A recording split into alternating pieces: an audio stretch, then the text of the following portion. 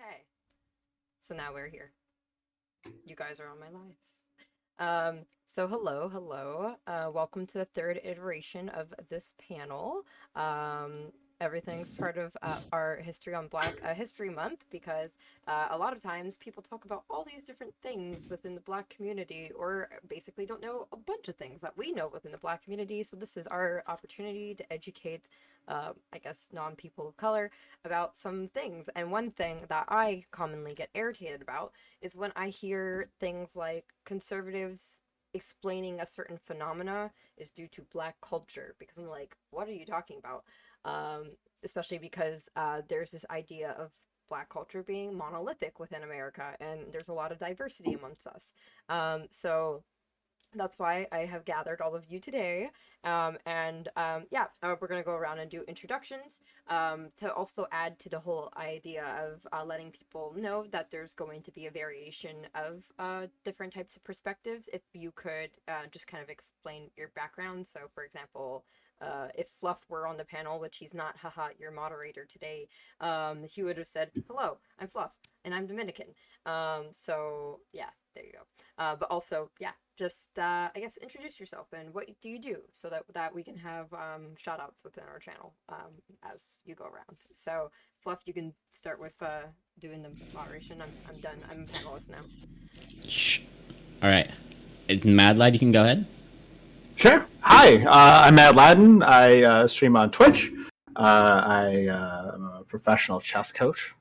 Teach people how to play chess, and then I stream chess. But lately, actually, it's been dating and relationships. That's been a thing that just took off the last few months. So if you want to check out my stream and watch me have some incredibly awkward banter with a variety of Twitch personalities about their relationships and awkward sex things, you can. I also have a YouTube channel where I'm uploading all these awkward conversations, so you should check that out. It's twitch.tv/madlad_n, and I'm also on Twitter without the underscore. My background, so half Black, half Persian. I'm pretty close to like the most assimilated you can possibly be in terms of like having a Black dad and then like growing up in like I grew up in like a really rural area of the country. So like I have like all sorts of culture clash going on. So I'm like really excited to like deep dive because there's gonna be some things where I'm like, yeah, I know this, I recognize this, and there's gonna be a lot of things where I'm just like, yeah, I've been completely ostracized from this aspect of like my culture and heritage. So it's interesting. Do you speak Urdu or Farsi? Just really quick, I'm curious. You speak Farsi? My mom speaks Persian, Farsi. Okay. So and I'm not fluent, but I can beg in the streets if I needed to. That's cool. Say Namakir, and that means salt, like please feed. All right. Next up is Alex. What's going on, everybody? My name is Alex. I'm just a chatter that is really interested in these kinds of topics. I'm Black, white, and Mexican, there's a little bit of Native American in there. I just wanted to talk about these things because, as Kat said earlier, when conservatives talk about, Black people don't talk about this and the Black culture does this, it's really I think it's really disingenuous, and it's good to show people that we talk about everything. And I just wanted to be a part of this. Oh, and I'm an artist. I design stuff. This is my clothing brand. What's good? I'm not going to disclose anything yet. We're still, it's just me and another guy, so it's taken a while. I've been at it for 2 years. It's a really cool process, so hopefully I'll be sharing more of that with you guys later. All right, next is Aston. Hey everybody, my name is Aston, contrary to what pops up on your screen.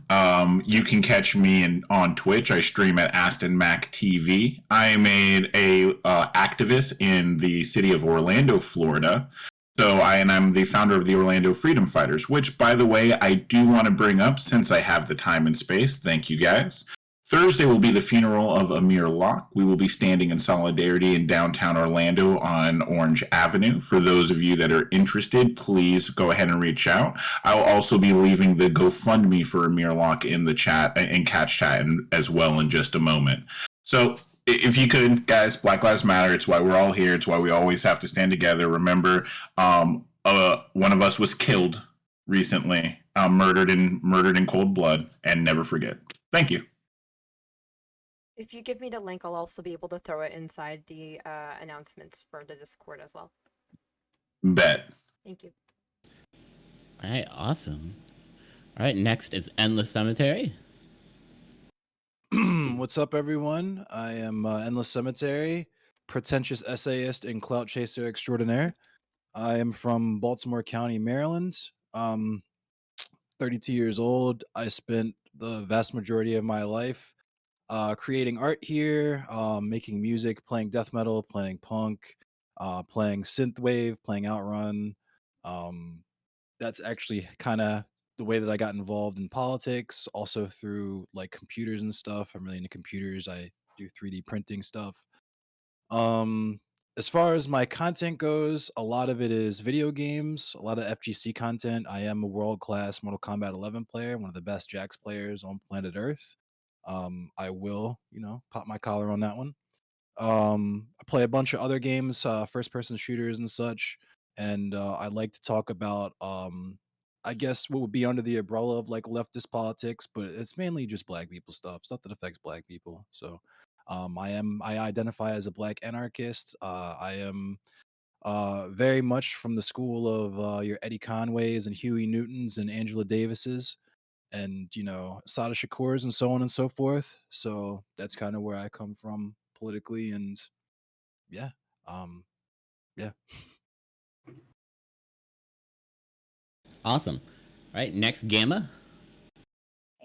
Hi, I'm the Wiz Gamma. I'm a streamer here on Twitch. You can follow me at the Wiz Gamma. That's the whole thing. I guess my content is mostly gaming and entertaining kind of content. But we do have times where we talk about issues going on in the world, and that's something that I like to talk about from time to time. I myself, I identify as African American, and um, I know that I also am Native American. We have it in my family. I've never connected with that part of my family. So I mostly identify as just African American, Black. Yeah. And I'm excited to be here. I'm nervous as hell. I don't know if you could tell that from how I'm talking, but it's not usually how I talk. I'm not usually a robot. So thanks. You sound great. Oh, thank you. I like that book, Endless. Alrighty, next is H Honey. I'm sorry, I don't want to say your name wrong. You can say Honey. It's pronounced Honey. Hi, my name is Honey, but my real name is Aisha. I used to stream on Twitch, but now I mostly just model, and I'm also currently work for a nonprofit working with seniors. My background, I pride myself in calling myself a Black Puerto Rican. It's really difficult being an Afro-Latina, especially when you have people thinking Black is a race and then Hispanic is a race. So it's like, oh, you're Black and Hispanic. And I always pride myself in saying, no, I'm a Black Hispanic. So I'm really, really proud to be here and bringing some of the Latin spice to this conversation. Alrighty, next we have Law Playbook. All right, what's up, y'all? My name is Law Playbook. I'm a Twitch streamer, twitch.tv/Law Playbook. I play mostly games that are like, where I'm like just dropping my commentary. I'm a very loud, very animated individual. So if you like that, then you should come mess with me. I'm Black. Both my parents are from Belize. I'm a first generation immigrant. So since I'm from Central America, I fall under like the Afro-Caribbean / Afro-Latino umbrella. So a lot of different intersectionality right there. But I'm really excited to be on this panel. Thank you for inviting me out. I'm really excited to talk to all these cool people. We had a really cool conversation before any of this even started, so I already know it's about to be a really good time. Oh, also, when I'm not streaming on Twitch, I am a U.S. history teacher, and I am totally fucking up the course content, doing everything illegal here. They don't. But don't tell my boss that. All right. Can I add that I'm All also right. a teacher? I teach science, but to little kids. All right. Last but not least, Kat. Okay, hello. I'm Katarana. You could call me Kat. I am also a scientist. It's now official. I'm moving to Berlin in 12 days. So soon I get to do from the Black European perspective. And I am Jamaican Haitian. But I also identify with my Chinese side and Ashkenazi Jewish side. So I grew up doing Hanukkah and stuff. And also, we always went to all the Lunar New Year things as kids. So yeah, but more like heavily, I guess I'll say like Haitian because I lived in Haiti, but Jamaican because that food busts up. So what can I say? And yeah, I just happy to be here with all this whole group. And yeah, I'll pass it away to Fluff to introduce himself and start us off. All right. I am Fluff. I will be your moderator. I teach after school in inner city programs. I am currently a master's student in psychology, and I like doing this a lot. It's very fun. So, what we're going to talk about first is what you feel culture is and what Black culture means to you. I'm going to give everybody an opening statement to kind of say what you feel about that, and that way we can all interact with each other, have a similar idea of where we're coming from. And after that, after everyone does their opening, we'll start making it a bit more free flow, and I probably won't be talking very much. You probably won't hear from me very much the rest of it. So we'll go reverse order, except Kat will still be last. So we'll go law playbook. Oh man, straight into the fryer. Okay, so what is Black culture? All right, so in my opinion, like Black culture, uh I mean, it's the things that all of us like kind of experience together. I mean, although Black culture is not monolithic as a whole, there are definitely things that as a Black person, you'll almost definitely experience just off of the straight force that you're Black. Like that might be having those microaggressions in school or in the workplace, or when you're walking down the street and somebody look at you a certain type of way. uh but it's also like when you interact with other Black people, if you give the head nod, kind of like those simple sorts of things. But as far as like culture in general, just like all of the things that we have as a people have had to like form together, uh coming out of American slavery, and then like all those little like different things that we've just gained over the years that have just become kind of ours. uh but I'm interested to hear what everybody else got to say. A little short thing. All right, next is Honey. So in terms of culture, I think culture, I could give the basic example of music, arts, entertainment, blah, blah, blah. But with specific with Black culture, it's just something that, like you said, it's not monolithic, but it's like something that we can all relate to as Black people. Like it's one of those things like you don't know why it's like relatable as a Black person, but everyone knows it's relatable as a Black person. Like I guess a great example can be when you see like a meme about like mac and cheese, and like every Black person is like, oh yeah, black mac and cheese has to be look a certain way, and everyone's like, what are you talking about? What do you mean? And it's just something that we know and that we can easily relate to, not monolithic, but eventually, in one way or another, we're gonna find ourselves relating, whether when we're young or when we're adults. I think that's what I see as a Black culture. That's how it's simple but complex at the same time, which is what's so great about it. That was beautiful. All right, Gamma. I feel like I can't even say more than what Law and Honey said, but just to add on to that, yeah, for sure, Black culture is about like I think the trends we set and things of that nature. I feel like Black culture is super influential in our music and the way we dress and just the things we bring to other communities, and it's like that's the culture that's recognizable and like really easily visible to know that that comes from Black people. And it could be mixed in with other things and get really confused, and it could be taken really easily without any credit. And but I feel like we at the end of the day know like what Black culture looks like, feels like to us. Yeah.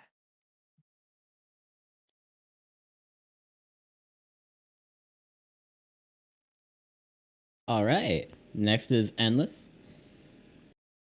Cool. I don't know if I'm gonna be able to articulate this adequately, but I was just noticing, like, besides myself, like how many Black and Indigenous people there are, and that's hella common. And when we talk about Black culture, it's very obvious. I feel like when people are dog whistling about it, but there's also kind of the slippery slope of when we talk about Black culture, because capitalism commodifies everything. We risk talking about just the things that have been commodified, that have been taken from Black people and become commodities. So things like music, food, so on and so forth, which is like valid and true and correct. But I would say, I would kind of feel like that a lot of what is unique to Black people, like us as in like having grown up with Black family members, or like being descended from uh people who were enslaved, African enslaved people in this country. Black culture is tools for survival, first and foremost. Whether we're talking about like certain religious things, or certain I'm gonna say cultural, but we're literally talking about culture, so it's silly. Like like etiquette, you know what I mean? Like ways to exist and move in the world. I don't know if that makes sense, but that's what I want to throw out there. I think what you said made perfect sense. Next is Aston. Hey, everybody. So, what I want to say when I say Black culture, I think that all of us are kind of hitting on this kind of point here, which is we are not a monolith. We are a plurality of diverse ideas, thoughts, and opinions, but we are unified, and we're unified in one thing, and that's the fires of liberation.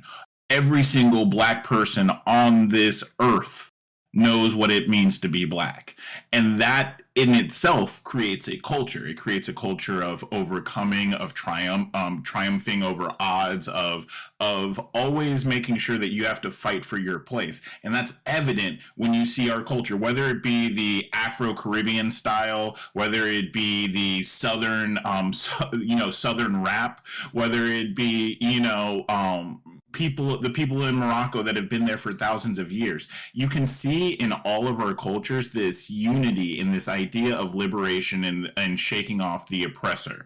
And I don't like to, always frame things in the framing of, the oppressor and the oppressed, because I do think that's a little reductive, but you cannot deny that that's what it is. And further, when we were talking earlier about appropriation, that's what they're buying and selling, my friends. They're buying our struggle and selling it on the street every single time, whether it be jazz, whether it be the gangster rap of the 1990s, and whether it be today, you see many female artists that aren't of African descent with braids and things in their hair. Our culture of struggle in history has always been something that's kind of been bought and sold, so that does have to kind of play a part in it. But when we're talking about the thing that is Blackness, when we all say, hey, listen, I know that that's Black culture, it's because we all of us have seen from the perspective of oppression. And so we all can recognize it when we see it immediately. And it's not just unique to us. There are many other cultures that are oppressed as well. And it's actually why a lot of us see a lot of similarities between us and them. I see a lot of similarities between myself and the Hispanic cultures of Latin America and South America. I see a lot of myself in the Cambodian and the Vietnamese and the colonized areas of Thailand and even India. So there is a universal culture of oppression that has been brought upon about a worldwide hegemony of white supremacy. So might as well start there, right? Thanks. I love when you slam dunk my alley oops like that, Aston. I'm just saying. Teamwork make the dream work. That was beautiful. All right, Alex. Yeah. So I mean, Aston and I mean, all of you have amazing points, and I think that is one of the overlying points that really is getting hit on the head right now, is that we all have relatable experiences and different experiences, and that is underneath the umbrella of Black culture. And Kat actually used a word that I didn't know, which was homogeneity. Is that how you say that right? Yeah. And I had to like look into it because I thought it was really interesting. And when I looked into the definition, I kind of saw that it was more of like the things are pushing together to just move as one. And I found the term heterogeneity, which is like everybody is like what we do, which is we all have our related experiences, and we use those experiences to stand in solidarity with one another, no matter where it be around the world. And I think that Black culture is absolutely fucking beautiful. And I think that there's also things that, you know, the way that we've been oppressed over the centuries have really turned us out. And there's a lot of like hate, and there's a lot of disdain, and there's a lot of damage that's in the community. And it's really good for us to sit down and talk this stuff out, because I know that I apply these things in my daily life, and I know that you guys do as well. And it's good to spread these messages out. So. All right. And Mad Lad? Yeah. So for me, I think I'm going to define it a lot more anecdotally than everyone else here, because for me, it's Black culture is what my dad. It's my dad's stories. So like he became a man, like he turned 18 in 1967, right? So his entire manhood happened simultaneously with the civil rights movement, and then everything that happened thereafter, right? So he has, like, you know, he lived the experience. He lived the riots in Detroit. He lived joining the military and how African Americans were treated in the military. He insists on he's insisted for a long time on not calling it Black culture, because, like, you know, at some point in his education or whatever, somewhere in the 70s, everything became African American. You have to use the term African American. You can't say Black, right? And like that's like one of those things that, like, I think there's actually like some contention, some debate over this now, right? But like for him being, like, you know, one of those like, I don't know what we'd say, like first gen, like, you know, civil rights, like growing up in the first generation of having civil rights and being able to do all the things all over the country that everyone else could, right? These are like the types of lessons that he learned, and you know, it's also like what he learned in the university. It's like what Afrocentrism was back in the 70s, and like, you know, I got exposed to that growing up, and then like learning, you know, there's a gentleman named Van Sertima who was a professor. He was a South American, I think he was like from Guyana, and he Guyana, is that the right? So how do I say that country's name? The one in South America. Yeah, Yeah, Guyana, right? Yeah, it's Guyana. Okay, good. Whew. I thought I was gonna blow that, but yeah, Guyana. He grew up in Georgetown, and he was a professor in the United States, and he was pushing like this, like these notions that, like, you know, Africans discovered America first, right? And like there's this Afrocentric, like, you know, rediscovery of, like, he went through this era where folks were like trying to struggle to figure out what does it mean to be Black in America, right? And all those stories were, like, you know, passed down to me, and, like, you know, I took some, left some of it behind. We have, like, you know, we always debated, like, you know, the cultural ramifications of everything that he went through, but like those stories, like, you know, really stick with me. Like, you know, what was it like to dance with a white girl in Georgia in 1968? Like, dangerous, real dangerous, right? And there's like other things too. I mean, the riots, of course, I mentioned that already. Being prepared for Vietnam, right? And then, like, you know, having uncles that were sent to Vietnam, and, like, you know, fighting for a country that I think Muhammad Ali said it best, right? Like, the Viet Cong doesn't call me the N-word, right? Like, like this shit like this. Like, you know, the end result is that, like, my father was, like, particularly jaded. Like, you know, he's very realistic. He understands that, like, being in America is great, but there's a lot of hardships that we all have to, like, you know, be aware of, and we can't trust anyone because you never know who's going to betray you in terms of being racist. And then me growing up in this culture, me having his stories, not necessarily believing at first, right? And then being exposed to situations where he was completely right, like right on the money. Racism did not end in like the 1990s and like when I was growing up, you know, in like this predominantly white school, we're talking about like, you know, how racism is over, like, celebrating Martin Luther King Day, all this other stuff. And like, you know, I was buying into this sort of idea that racism is finished, like this is all old stuff. And then I'd be exposed to like, you know, the kid who called me the N-word in the second grade, or like racist staff members who didn't want my little brother to date their daughter who went to like the same school, right? They just shit like that. So like Black culture for me is sort of like hearing all the stories of my dad going through these various like traumas and like these various like just situations. And there's like some wild, crazy stories that you can't really even believe actually happened in this country, right? And then comparing it to like what should be, and then trying to figure out like what's the difference between the two, I guess. Like that's like my exploration of Black culture. I kind of went on a... I kind of took off with that.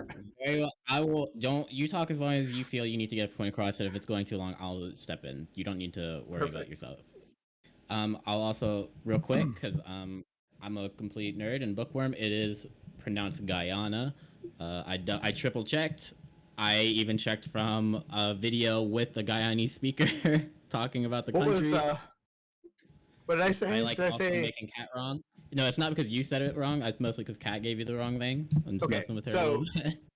Guyana, not whatever I said. Yeah, but that's fine. It's really not a big deal.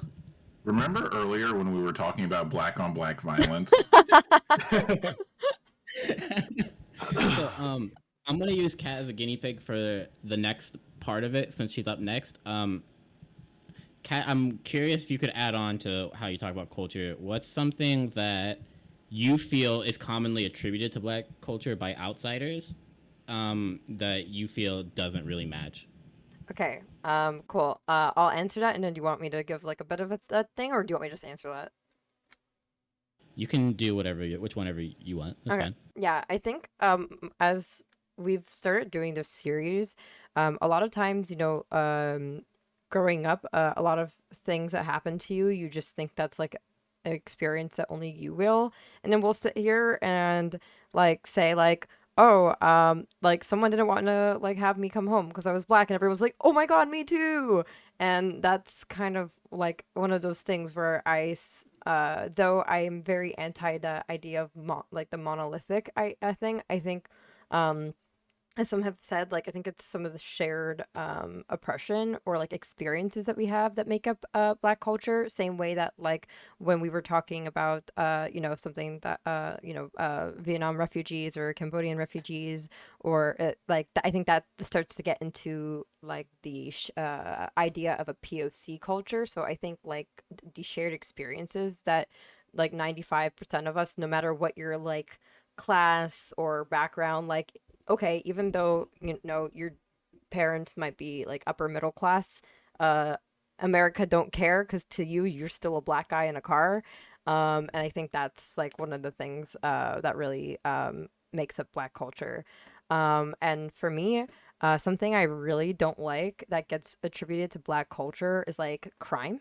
That pisses me off when I hear people say that, well, like, why are Black people like arrested more? Oh, because Black people sometimes like they have higher crime stats. Well, why do they have higher crime stats? Well, a lot of people don't have the data in the house. Why don't people have data in the house? Black culture. I'm like, what? I don't know. No, it's not Black culture to just not have our dads in the house. It's not like yeah, and there's like a lot of different things that start to like come into it that can be attributed to like actual just proper sociological breakdowns and thinking behind like beyond moon brain that can explain a lot of different things that we have within just within our community. That's not just, I don't know, they're just born like that. Or like the idea of like sometimes like right wingers will say that like Black people aren't good with money because Black community spends more of their money on luxury goods. I'm like, what? I don't know what you're talking about. Like that. So yeah, things like that. I guess I'll leave it with those two because I'm sure I can probably pull out a whole laundry list of things I don't like. But yeah. All right. Since Ashton raised his hand, I'll let him go, and then everyone can kind of just respond to how it goes. Go Okay, cool. So first of all, what she's talking about and what is so fucking sad is that when, as a black person, I can hear part of a speech and go, oh, 1350. Got you. Like, I already know the argument that you're making because it's made to me so often in talking about our culture and how it's about criminality. Nigga, our culture isn't about criminality. You didn't ever look into the 90s and see how many black people were actually against 90s gangster rap. Actually, the reason why 90s gangster rap made so much money is because of white culture. It's because of white kids in the suburb buying our music. Further, when we talk about this, what we're all kind of hinting at is, so one of the privileges white people don't understand that they have is the idea of being able to have a culture that's all encompassing, meaning that you get to be diverse, you get to be different. We get to talk about, country rednecks and hillbillies and Midwesterners and Cali folk and New York folk. But when we talk about it, no matter how much we try to explain the East Coast, West Coast breakdown, y'all just don't get it. You see us all the same because black people, and this is true of all ethnic minorities and all of us in this group, we don't get a movie, we don't get a documentary, we get a spotlight. And the only part of our culture that you see is that spot that the spotlight is on for that moment. And those are usually the parts that are being appropriated out of our culture, as I hinted to before, with jazz or rock and roll or rap or any of the myriad of, all of our culture that gets exported throughout history. And there's a reason for this, by the way. And this is what I wanted to talk about when we talk about the different black cultures. There are multiple black cultures in the United States. I mean, you have the Southern culture, you have Northerners. This has to do with migration pattern. And you have the Western culture. The Western culture was actually seeded by freed slaves from Mexico. And because Mexico ended slavery, I think in 1831, somewhere around there. So you have three very distinct populations of black folk. But what happens is, over and over again, as one of these three areas becomes prosperous, whether it be because of jobs or new resources or what have you, you inevitably get a cultural movement that goes along with it that is inevitably wiped out through like a massacre. And you think I'm kidding or using hyperbole? I am not. If you look at the rich culture of the South that actually spawned jazz music that was famously appropriated, the reason why you saw us stop being involved so much with that is because of all the massacres that happened between 1910 and 1930.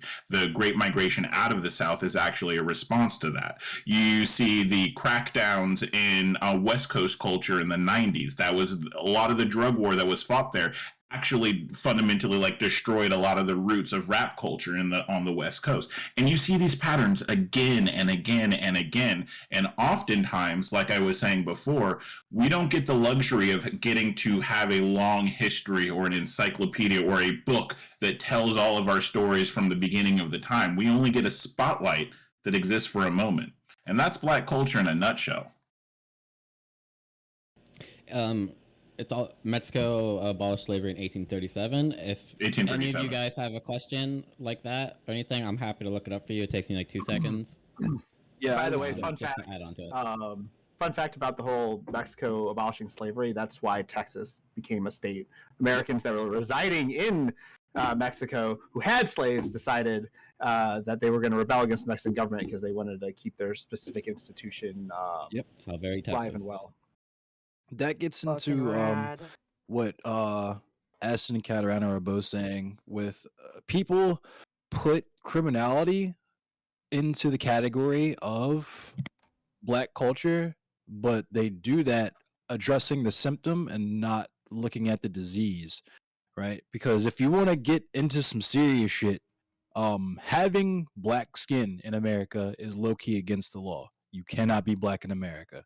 But outside of that, if you want to get into super detailed about it, the things that black people do, they criminalized. Like Nixon talked about this. There was black codes, all this stuff. Like you can't say that normal shit that we do on a regular basis is against the law. Just declare it against the law, and then after the fact, be like, why do you guys like committing crimes so much? Why do you guys like making the shit that we like to do criminal? Like, there's that. Fucking loitering. Right, yeah, loitering. I actually have a story about a loitering charge that I beat one time, which is crazy. But I'll say that for later. But also the fact that like storytelling is like uniquely black, like uniquely African. You know what I mean? That's oral tradition and that type of stuff was all we had because we weren't allowed to read or write. We weren't allowed to learn to read or write. And we weren't allowed to even speak to each other in the fields. We had to use cornrows and songs to communicate with one another. And we weren't even allowed to practice our own spiritual traditions. We had to be forced to have Catholicism run us over. And when we have like hip hop and rap and stuff, which is another thing that was commodified, which is definitely not even in black culture anymore. Sorry, not sorry. Blame the old heads for that one. But this is why you need to gatekeep things. But hip hop, where you have rappers who rap about like selling drugs and gang violence and stuff, it's not because they think that shit is awesome and so much fun and they wake up in the morning and can't wait to do that shit. They're just speaking on what they live and the experience that they have. What else are you going to speak on? I mean, you can make stuff up, but a lot of the people don't, like, you're talking about people who exist in those conditions. They don't have that level of imagination to be like, I'm gonna make a rap album about Harry Potter. You know what I mean? They need to put food on the table for themselves, their siblings, their kids, or whoever. And if the only options that you have by which to do that are criminal, then it's the way that things are set up. It's not that we fall through the cracks, it's that the cracks are made and we get swept into them, and then they blame us for it after the fact. How come you guys don't have fathers in the home? Well, it's because you guys made it so my father couldn't get a job and he had to sell weed to put food in my belly, and then you locked him up. So how about that?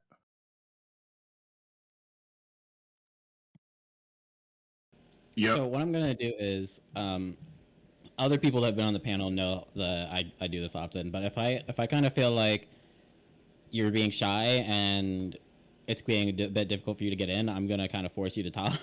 I'm gonna put the spotlight on you, just so we can kind of get things moving around. So, also because I know people like Ender and Endless, they're not gonna have any trouble like getting their opinions across. No, I don't think it's a bad thing. I think it's a wonderful thing about both of you. So I'd like to hear from Gamma and then Honey. Hi. Okay, so I it's I can't really, I feel like you guys know a lot more than I do. When I hear you guys talk about what, like the things that you talk about, I'm just like, damn, they are knowledge banks. So there's really nothing I could contribute. But I will say this, as a black person who has been working in predominantly white spaces like all my life, when it comes to culture, like it's something that I feel like as a black person you can start to feel really disconnected from. um for example, like for the past few years, I've code switched nearly every single day of my life. Just being around peers who are nothing like me, who don't get my slang, my lingo, the way I talk, my interest, it's very hard to find someone when like you're not in that, like in the space where someone looks like you. Most of the time it's very hard to find someone to have those commonalities with. And even when you find someone, like here's another black person in a predominantly white school, you like, hey, what's up? They're not necessarily gonna be, because we're not a monolith, they're not necessarily gonna be that same, like, hey, what's good? Like they might be like, hi, how are you? And then I'm like, wait, I was trying to adapt you up. I was trying to like give you all that. So like that it's really hard in that sense. I feel like not that I lost my blackness, that's the wrong term, but like I'm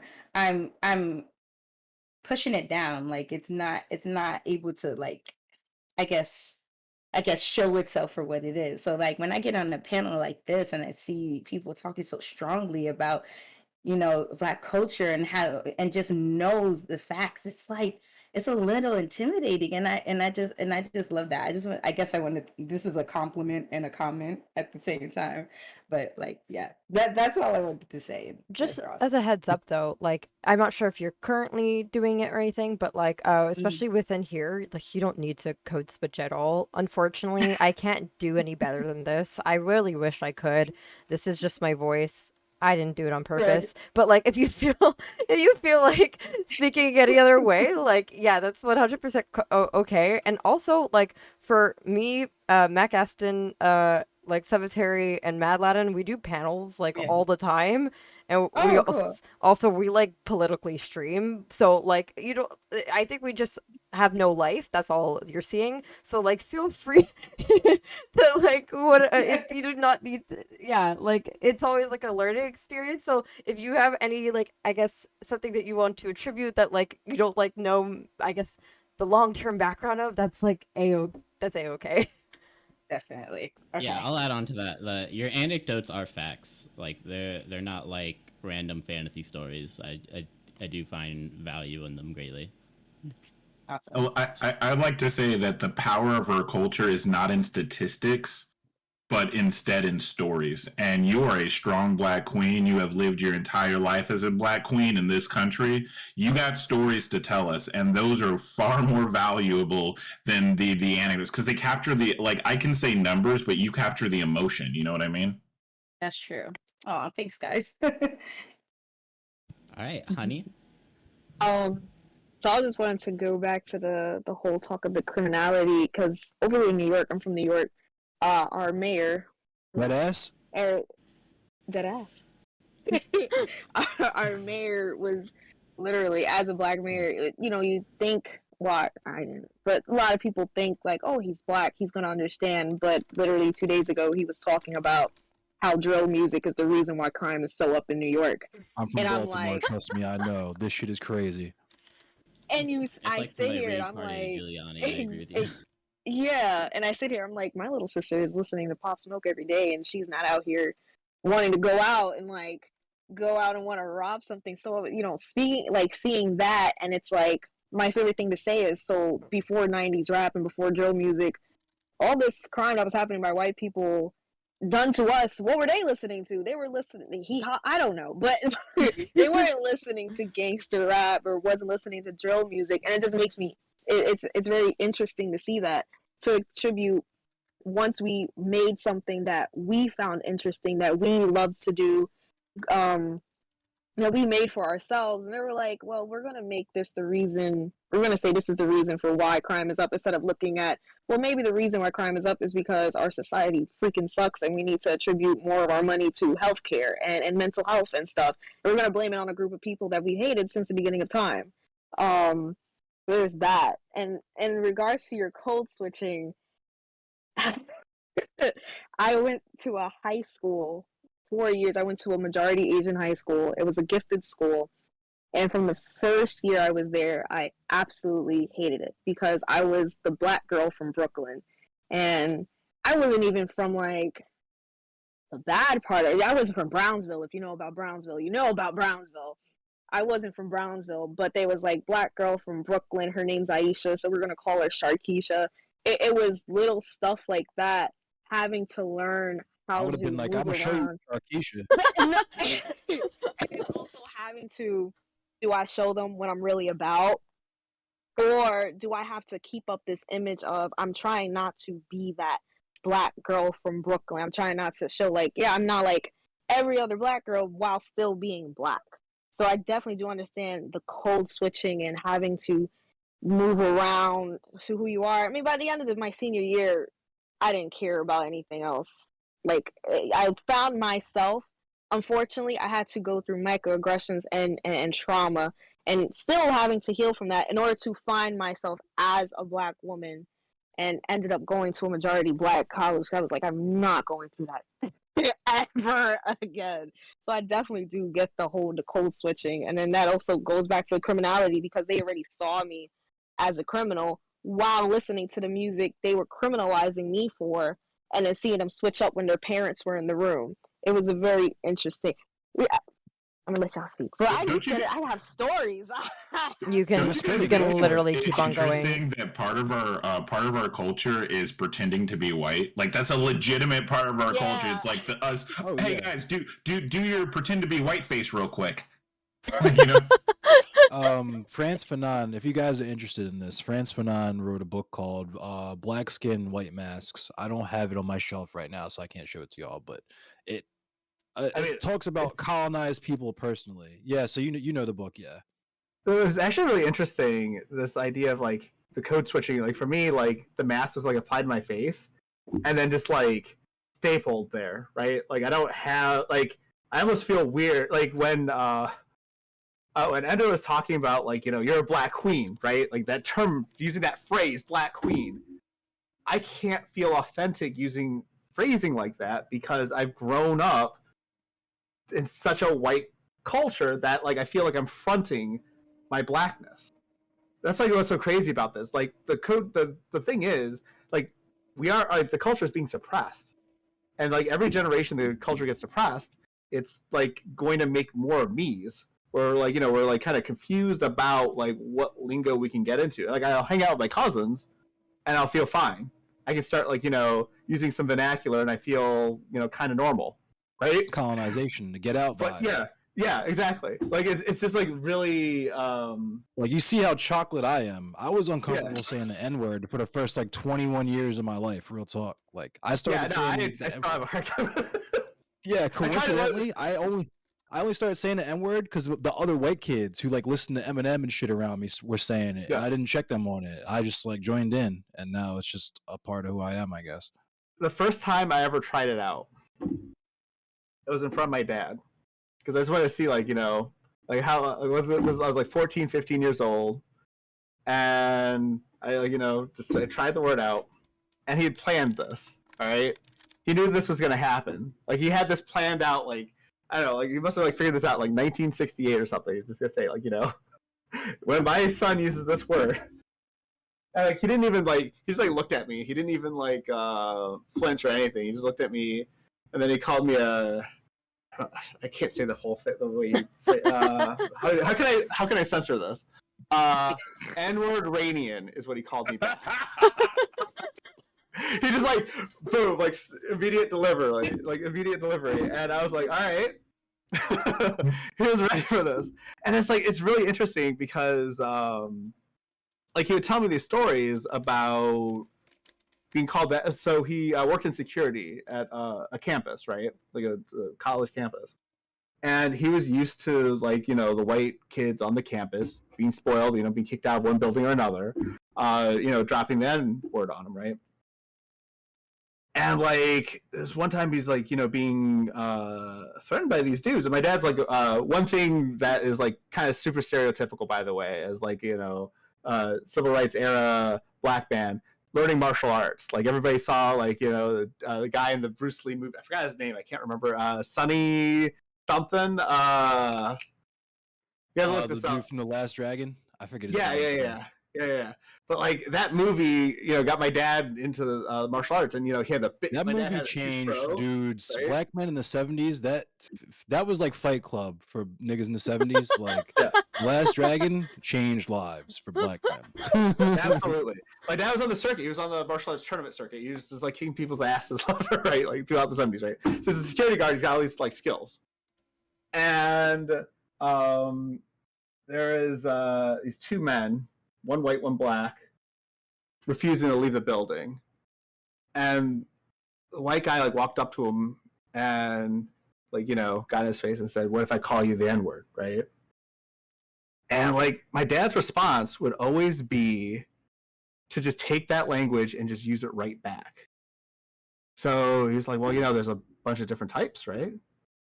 You got the jungle N-words, you got the sand N-words, and there's people like you, the snow N-words." And that guy lost his shit. And he freaked out. Like, you know, he did exactly what my dad needed, right? Because like, security can't, like, you know, raise, you know, fists or anything. Like, you can't, like, you know, pummel the guy for using that word. But the guy lost his shit. went at my dad. My dad was like, "All right, well, martial arts time," and then like, let's get him out of the building, right? It's really interesting how powerful that word is when it's like used in that way. Like nobody expects it, nobody sees it, but like that word actually has like power that can go both ways. And I always thought it was like that's how we used it. This is part of Black culture too, just the mental judo we can do, no matter what your level of education or experience. True. We play the dozens. All of us know how to play the dozens. Like we can flip an insult back on you ASAP. No. I'm gonna pull the make talk card, law playbook. What are your thoughts? Wait, can I ask them a question? Can I direct a question at them? Because I really want to ask the panel a question. Sure.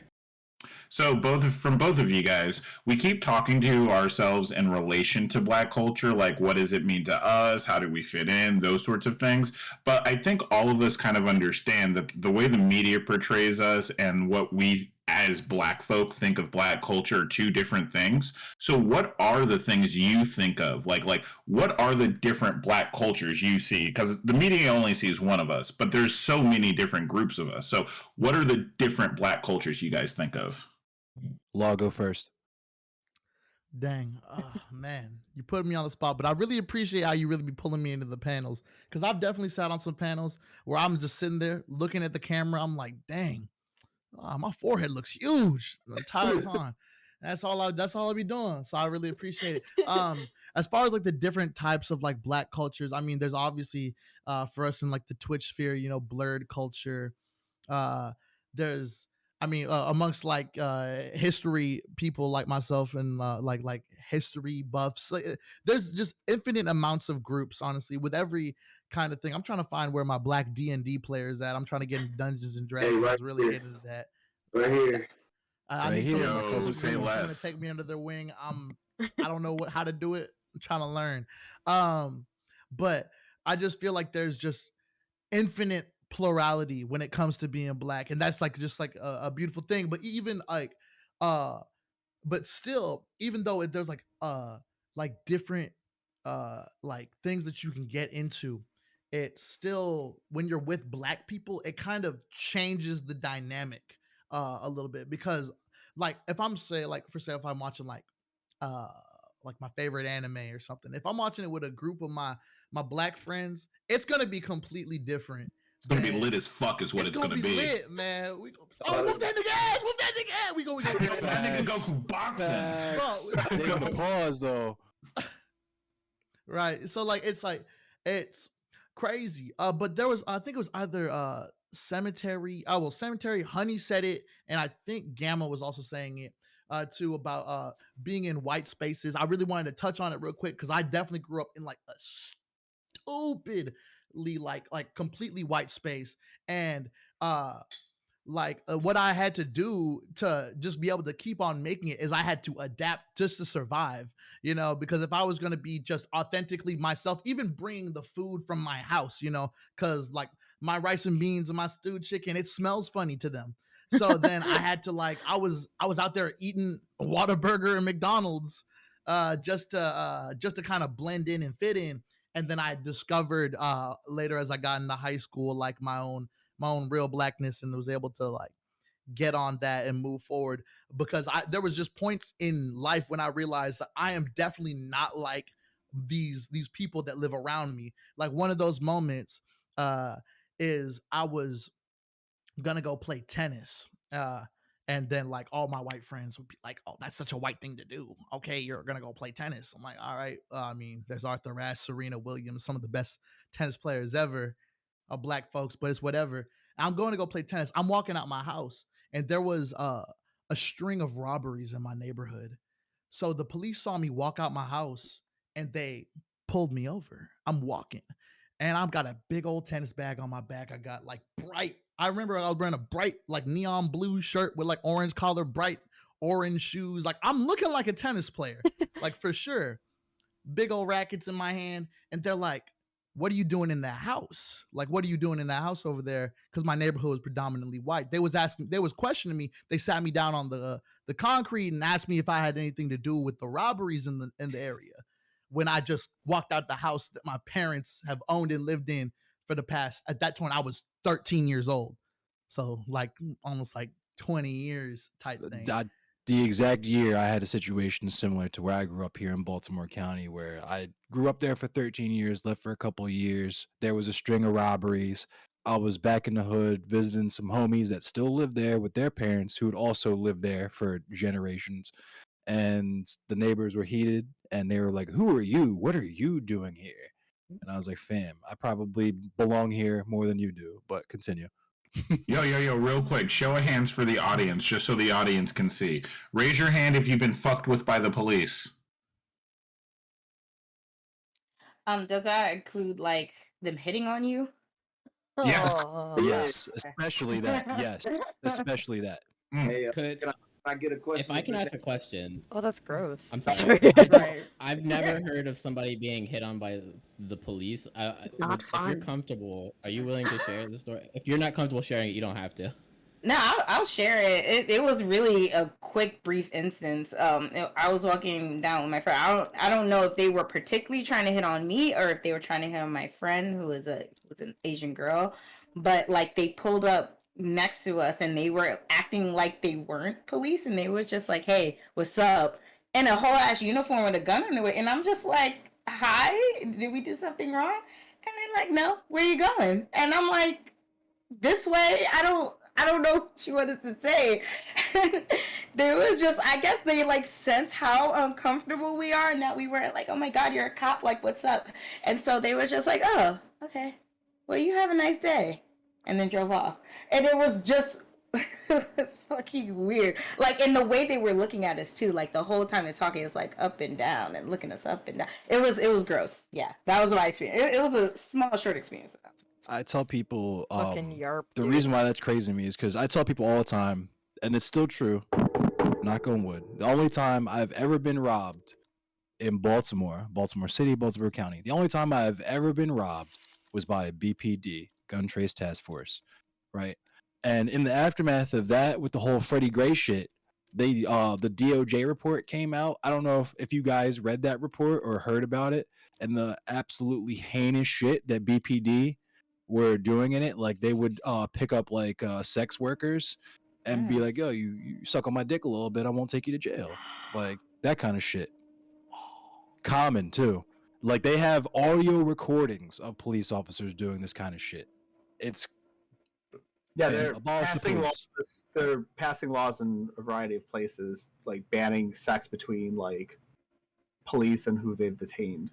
right. But they The actually have fact to that- write laws to do that. I was just about to that's- say. I was about to The say, fact that well, they even have to write laws about that should tell you something. Because the police union will commonly cite the fact that it's not illegal for them to have sex. This is actually super common, and like I've said it before, I'll say it again openly. I worked in the porn industry briefly when on the managing side of things, and this is something I hear from girls all the time. You don't know how many times they shake down girls. Like, you want to talk about our problems, like with the police? Like, females have their own unfortunate problem. It's like they're carrying around diamonds in their backpack at all times. You know what I mean? Like, it's Men with power rape. disgusting. Yeah.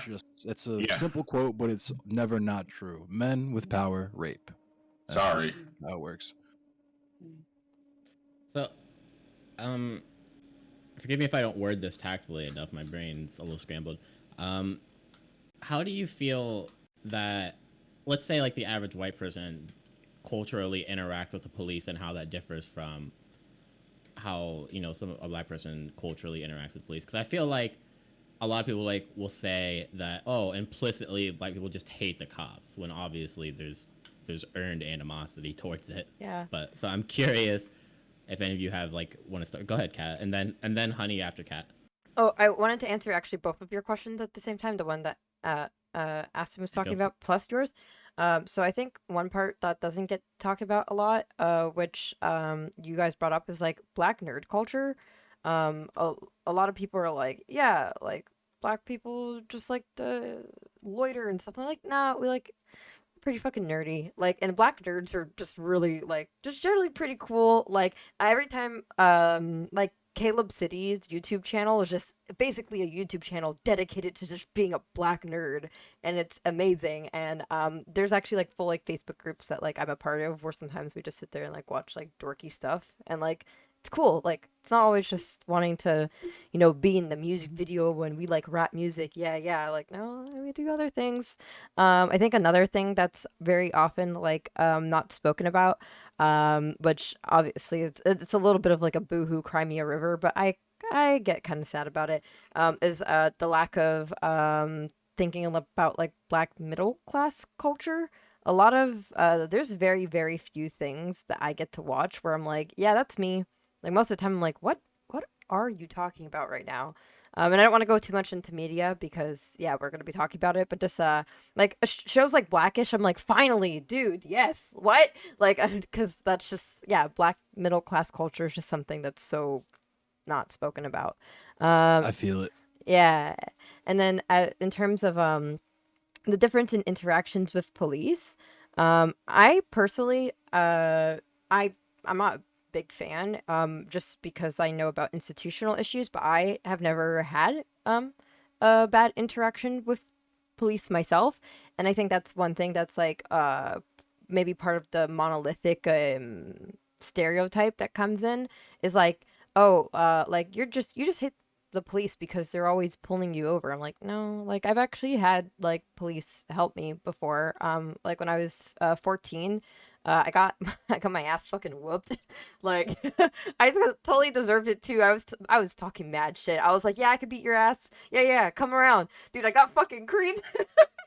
No, we have one rule in this house. Talk shit, get hit. One rule. No, like people like we're on the bus. They're like, yo, that girl wants to fight you. I'm like, yo, yeah, let her come around. I don't give a fuck. Yeah, blah, blah, blah. I came off the bus one day. I was like, ooh, okay.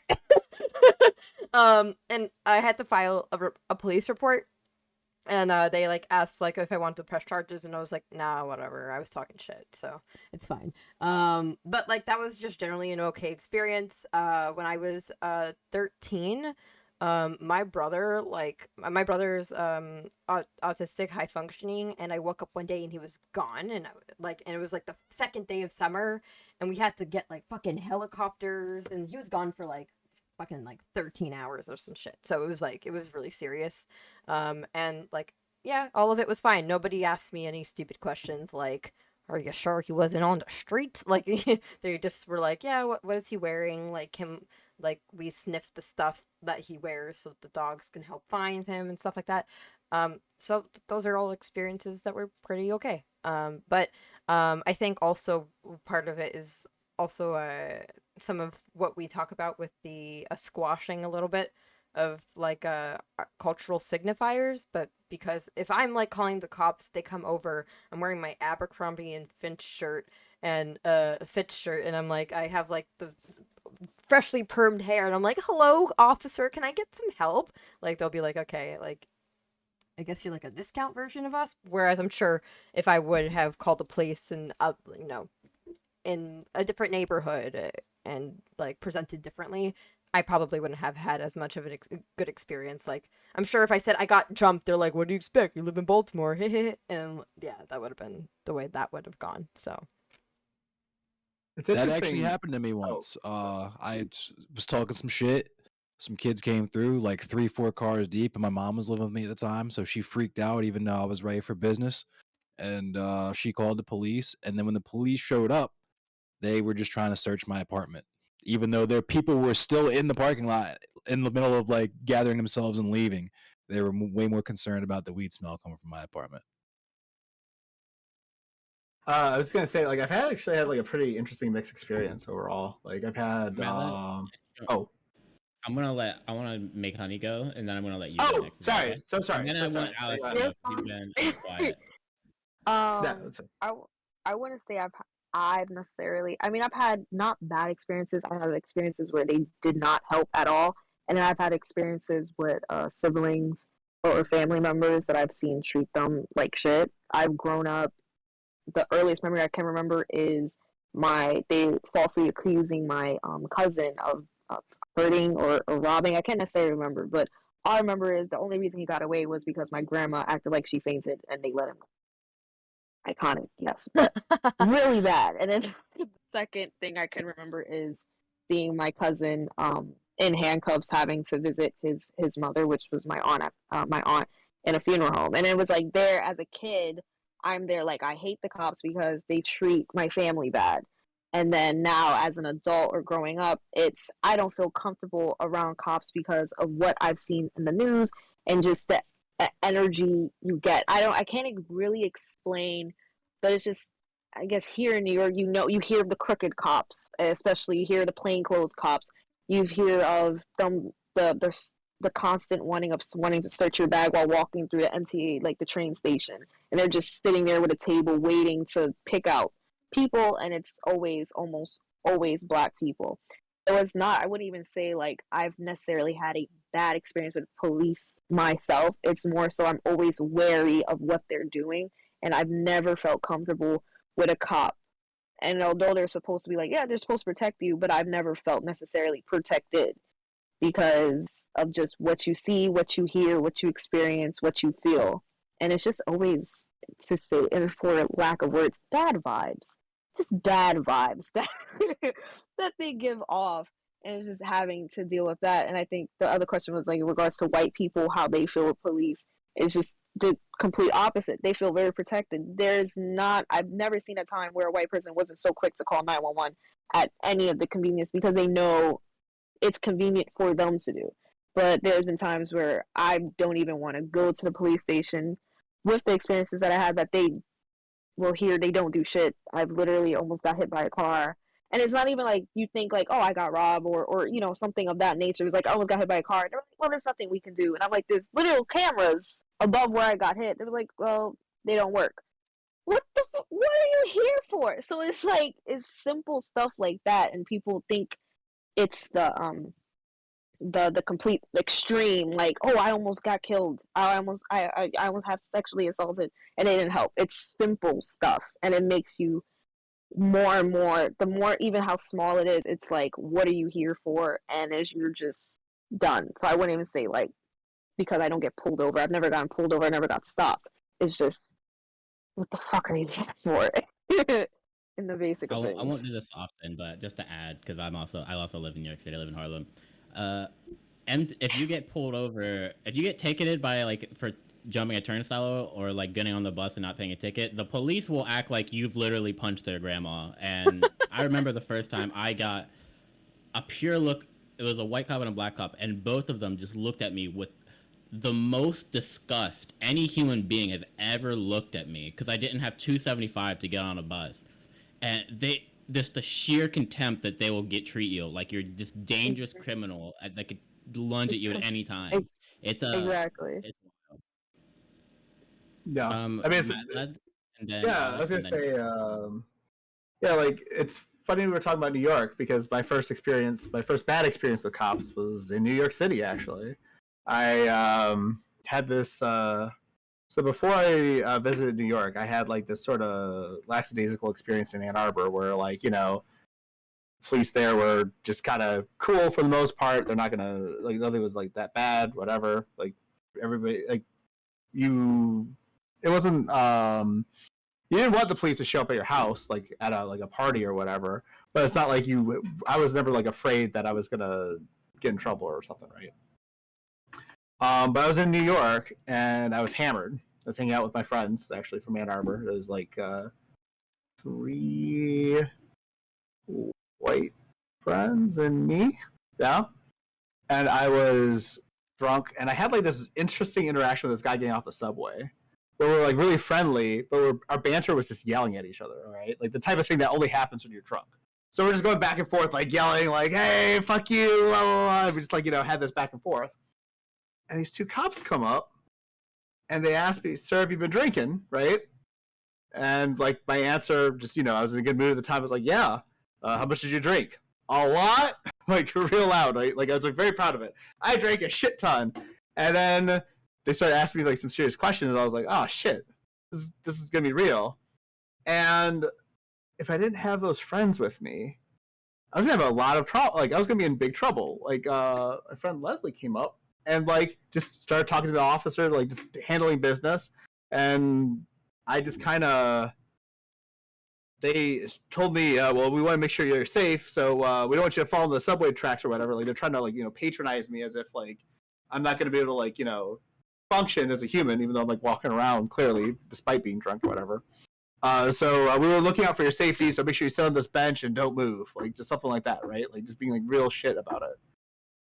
And I remember like thinking to myself, like if I didn't have a friend who could cut in and say, hey, he's being taken care of, everything is fine, whatever else, like I was getting in big trouble that night. And it was just like really jarring for me to have that experience, because like up until that point, I didn't really have this connection where like the police in my life had actually caused me trouble. And then after that, sometime later, so this would be like a few years later when I was like, driving down the road, got pulled over. My next interaction was cop pulls me over because I was, going some odd around over the speed limit. He looks at my passenger side. He comes in from the passenger side and he sees like my bag of McDonald's because like I would drive around a lot. I didn't have time for to get lunch or dinner, so I usually take out fast food, and I just have the bags just chilling in the passenger seat, right? And he like looks down at the passenger side window and then asks me if I'm a drug dealer because I got like fucking fast food in like the side of the car. Like he just pulled me over for speeding, and then he's gonna start asking me if I had like a drug dealer or whatever. Like I even got on my car, and I kid you not, just in case, because I wasn't sure what it was gonna be like living here, I got educational plates. Like education starts at home. I think they're homeschool plates. I don't know, because I teach at schools, like as a after school provider or whatever. They don't care. So I want to make sure. DWB. Right. Like exactly. Like literally, I have these plates. So when I'm going to schools, like visiting schools, no one's thinking it's weird that I'm visiting a school to teach, right? And then even with those education plates, this motherfucker is like asking me if I'm a drug pusher, right? Like just I don't know. It was kind of shit. Just a little bit, but it's so trivial though. Like my experience, like even as like negative as it is so trivial compared to all the other things that happen, right? So like, I don't know. I mean, just what happened to Amir Locke, right? Like that could happen to anyone. It's all part of the same system, though, bro. All part of the same system. It is. Let Alex go real quick. Let's let Alex go real quick. Yeah, I was gonna say let's let Alex go. Then I'm gonna blow this thing up because you guys shouldn't talk to me about the police. Oh, No, yeah. I got some stories. I got some fucking stories, bro. Let's do it. Let's get into it. So, I mean, there's a couple of different things, and excuse me for moving my camera. I gotta put my shit in. So, unfortunately, I've had experiences with the police since, before I was born. I come from a very tattered family. Like I said earlier, I'm black, I'm Mexican, and I'm white. And you can also kind of infer some of the code switching stories around that because I go to the quinces and they immediately start speaking fluent Spanish to me, and I'm like, I never learned this, they never taught me, and then I go to the kickbacks and they're like, who are you, light skin? Like, what's wrong with you? And I get from my own family, you know what I'm saying? So there's a whole lot of stuff in that. But with the police, like, I've never had, I won't say that. I've had a lot of negative experiences with the police, and unfortunately, I've been to jail before. And COs are the problem. Police are fucked up and they can gun your ass down, but the COs will torment you. Talk about it. I was stuck I was put in a box for over 8 hours, and the warden pulled me out of the box and he asked me, what did I do? And I told him I laughed at a joke because that's what happened. We were making prison, we were talking about our jail pillows, which was the fucking horrible ham sandwiches they gave you. They gave me 2 of them, stacked them bitches together. You sleep on those on a metal bench. They chilled the entire jail as well. The entire jail is like, and I live in Arizona, so the entire ice cold, bro. Yeah, ice cold, 100%. So, I get so nervous around the police now. Like I've had just such bad experiences, and but luckily there are some good ones out there, and they will tell you very candidly about things. And luckily, I've had those experiences where I talked to this retired cop, and really old guy, really cool, smokes weed. I was a delivery driver, and he started handing me his guns, like just to show me. And he was like, "Here, look at this one, look at this one." And I'm like, "Dude, I don't even know you." Like, and you're handing me a fucking an AR, like someone that shoots 223s. Like, what do you? Okay, like I fuck with you. But but he even told me himself. He was like, "I have a really bad problem with What's the word? Where they're judging you. I'm shit. My brain. Discrimination. Discriminating. But profiling. Profiling, exactly. He said, I have a really hard time with profiling, and he admitted it to me. He was like, anytime I see somebody that dresses like a gangbanger or looks like a gangbanger, especially because I'm in Arizona, so we have a lot of cartel shit going on, like paisas and all that type of shit. So it's really crazy. It's a really crazy experience to be out here. But and I don't know if you guys saw this or not, but I'm from the place where that guy in the wheelchair got obliterated by the police. That's my city. Like I'm from Tucson, born and raised my whole life. TPD, they're crazy, man. They're crazy. There of course are some good cops. Like when I went to jail, the cops, they didn't kill me, and I was under a psychosis that was extremely intense, and that's a whole different thing. But luckily I literally came through, and I was like, I didn't die. Like, what the fuck? Like, and it was because they told me that I was so crazy when the cops came. They didn't even have to do shit. I was already in the driveway with my crisscross applesauce and my hands around my back. I was already ready.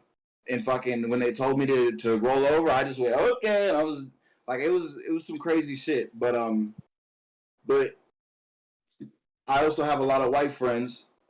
Being from here, I went to like schools that were majority white. When I was in elementary school, there was, I think, 5 black people, and me and my sister were 2 of them, you know? And so I've had to learn how they operate with the police. And there's a lot of programs here in the city to like introduce you to cops, but you don't ever know shit about them. You never follow up with them, or they're some kid's dad or something. But I've learned that if you like Kat was saying when she has her Abercrombie shirt on and she's very, oh, hello, like I need help with this, you know. But the thing is that we're not all in those situations where when we call the police, we can have the time and the mental fortitude to not be freaking out. And when the cops come in and they automatically assume that you're doing something wrong, like with you, Cemetery, and you're not in that headspace to be able to communicate with them properly, that's where these things go incredibly wrong. And when it comes to de-escalation, like the things that cops are taught and trained on that I've seen personally, like in terms of like what I've researched, it's fear. They operate on fear first, and they always try to save themselves first. And I mean, they're supposed to be protecting and serving the people. And I'm not saying that they need to jump in front of every bullet, but at the same time, that is your job. Your job is to protect somebody before you beat the shit out of them. Like that's you try to arrest them peacefully, and if they're resisting, you take care of business. But if they're resisting, you don't need to beat the shit out of them. Like I've seen so many tapes of cops bouncing dudes' heads off the floor. I just saw a dude. He made $2 million off a lawsuit against some state because literally he was nothing. He wasn't doing anything, but they called the cops saying that somebody was banging on doors and it wasn't him. They bounced that old man's head off the curb, and the cop tried to lie about it. There was a black female cop that was peeping game, and she was the one that called him on his shit. And it took that one, the only one, that black female officer to stand up for what was right and risk herself, risk her job, risk her career to be able to protect somebody. But that's the position that we are put in as black people when we join these positions of power. We are also constricted by that power because of the politics of the department. And that's what happened to Chris Dorner. Just really quick, I'm sorry, but that's what happened to Chris Dorner. He saw his partner kick somebody in the face while they were handcuffed and reported him and got fired for it. Yeah, man. And the last thing I wanted to touch on my personal experience in jail. When I was put in the box, it was, excuse the sirens, I live by the station. When I was put in the box, I'm in Baltimore, bro. I don't care about that. Yeah, I had my release papers, and hour after hour was going by, and we were like, what the fuck, man? Like, we get it if you put us in a box for an hour for laughing at a prison pillow joke. Like, I guess, bro. But as the time went on, it just got crazier and crazier, and nobody gave us the respect of, hey, what the fuck? Why are we still in here? Except for one person. And guess what the race of that one person was? He was a black man. And he was the only person that gave us the respect because we weren't trying to beat the door down and do crazy shit until it drove us mad. They wouldn't tell us what time of day it was. They wouldn't give us any kind of medical aid. My homie was in there. He was bleeding out of his face. We were sleeping on the floor. He's got an open gash wound. And y'all never seen the floor of prisons, I hope. But they're disgusting. And to have the medical woman, when she passed by, we said, hey, we need a bandage. And she looked at us like we were crazy. And she kept it pushing. You know what I'm saying? But with that one black CO, I was doing like I was trying to build this whole podcast thing at the time, and I was trying to tell this story. And I asked him, I was like, yo, man, I want to shout you out because there's a lot of fucked up shit that just happened to me. And I have the names of everybody, and I want to shout you out in the podcast and like really, let people know that there's some good people in there because I'm about to shit on all you. And he told me no, because he was about to quit and he didn't want any static on the way out. How crazy is that shit? How crazy is that shit? They'll do crazy shit. They'll put dead rats in your mailbox and shit. Like 100%. Oh, yeah. Kid was in jail for 1 day. Died a couple weeks ago here in Arizona, here in the jail that I was put in. He was in there for 1 day with pneumonia, and the medical nurse would not pay attention to him. They put him in that box, and he died. So I wanna jump in here because we don't get to talk about police without Aston getting to talk. So after you go, Ashton, I'm gonna let you go, and then I'm gonna let Kat go, and then after that, can I tell jail stories too? I'll let you get one in, and then I want to move on to another. I don't want to say no jail stories for you or anything like that. But I feel you. I know what you're trying to do. Another segue I want to make into.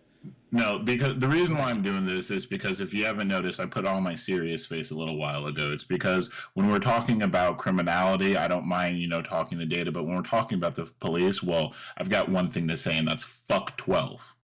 All right, straight up, no fucking holds barred. Baltimore vibes, fuck 12. Thing number 2, you want to talk about how police affects our culture? Well, we got a little saying in the activist group, and it's the cops and the Klan go hand in hand. And if you know, you fucking know. Okay? We traded one group of masters for another. We want to talk about me personally. You know what's crazy about this whole appearing, no code switching thing? I didn't get that shit when I was young because I grew up in white areas and I grew up in gifted. I was never around white people. They kept me in a bubble. So there's no way that Aston Mack was acting black on the street when they took me and a group of white kids in front of the movie theater pulled me out of a fucking group and threw me on a fucking squad car at 11 years old. Like, that's some shit that you need to do that's necessary for he was going to give me a trespassing warrant. So don't give me that shit. Don't give me that shit when I'm walking down the park and I have a cop pull up next to me.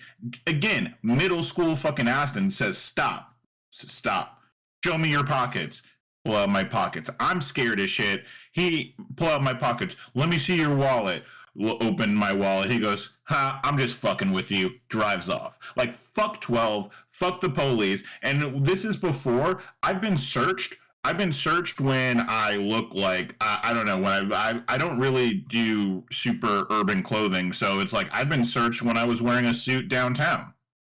So don't, it's not a passing fucking thing. Further, and this is the thing I want to get into. I want to talk about the heinousness. There are levels to this shit. There are levels to this shit. Now, whether I come off aggressive or not will affect what level we hit. And boy, I hadn't seen a level because I personally have never been to prison. Biden took my dad to prison, but that's a story for another day. The story for a crime bill in another day, and what they do to black folk when they make a lot of money in an area. But what we can talk about is, as an activist, and now a lot of, especially the college whites, I'm going to call you what you are, you college whites that like to support us. Love you guys. They're starting to see it too. I've never seen anything like what I saw last year. I saw a 12-year-old girl get pepper sprayed in the eye. I've been smoke bombed. I had the police look me in my eyes and say to my face, and I'm going to not dox myself here, but he said, 1, 2, 3, Mary Lane, Aston. 1, 2, 3, Mary Lane. If you can't figure out that means he knows where I live, it means they know where I fucking live. Okay? Just because I took an active role in activism in a city, Orlando, that saw 0 damage done in riots. Not even a broken window. But the cops got to tell me, put me in my place. Cops got to make sure that talking to the mayor's ear so that when Orlando goes in curfew, I kid you not, they drew a square over the neighborhood of Paramore. You can guess what the demographic of Paramore is. And they said, everybody else, curfew 9 o'clock. Paramore, curfew 7 o'clock. What do you think that's about? So when we talk about police when we talk about police and police culture, this is why all of our songs talk about them. This is why we can't stop talking about criminality and police and that, because it doesn't matter what I do. I could walk straight, talk right, eat right, be right, and it doesn't matter, because at the end of the day, I can put on whatever. I can't change what I look like. I'm black. Okay, and that's all they're going to see. They don't care if I'm in a business suit. They don't care if I've got my pants down to my ass. It's the same fucking thing, and it don't ever change. And that's why you're going to hear it in all of our culture all the time. And it's not just here, by the way. You hear the same thing in the UK. You hear the same thing in Europe. You hear the same issue. It's a universal way that the state uses to maintain violence against its populace. And specifically, when you talk about crime itself, as my boy Endless was preaching about earlier, crime is a social construct. We decide what crime is. There is no moral or ethical weight that they really broadly suss out when they write what gets to be a crime and not gets to be a crime. If that were true, if we really cared about stealing as a crime, we'd go after $12 billion in wage theft over the $2 billion versus larceny. We're not even talking about, that's just wage forfeiture. Yeah, so we're not even talking about civil asset forfeiture. We're not talking about seized assets from corporations for eminent domain, all sorts of things, right? We're not even talking about those numbers. We are literally just talking in wage of civil asset forfeiture is more larceny done by the cops than by everybody else combined. So fuck off. Fuck off, 12. Fuck. All cops are bad. Abolish the police. Y'all niggas can get reset, restart. Y'all don't need to exist. I'm good. I'm good. Let me get in here. Fuck the police. But I just wanted to answer because the culture question and in relation to the police, so I can tie them together and try to be quick, because I know you're trying to segue us into another point.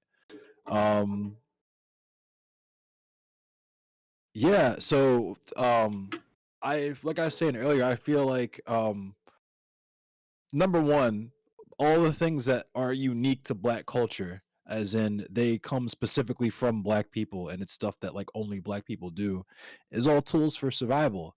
But on the other side of that is anything that we do, because we occupy such a unique place in society, anything that we do becomes Black.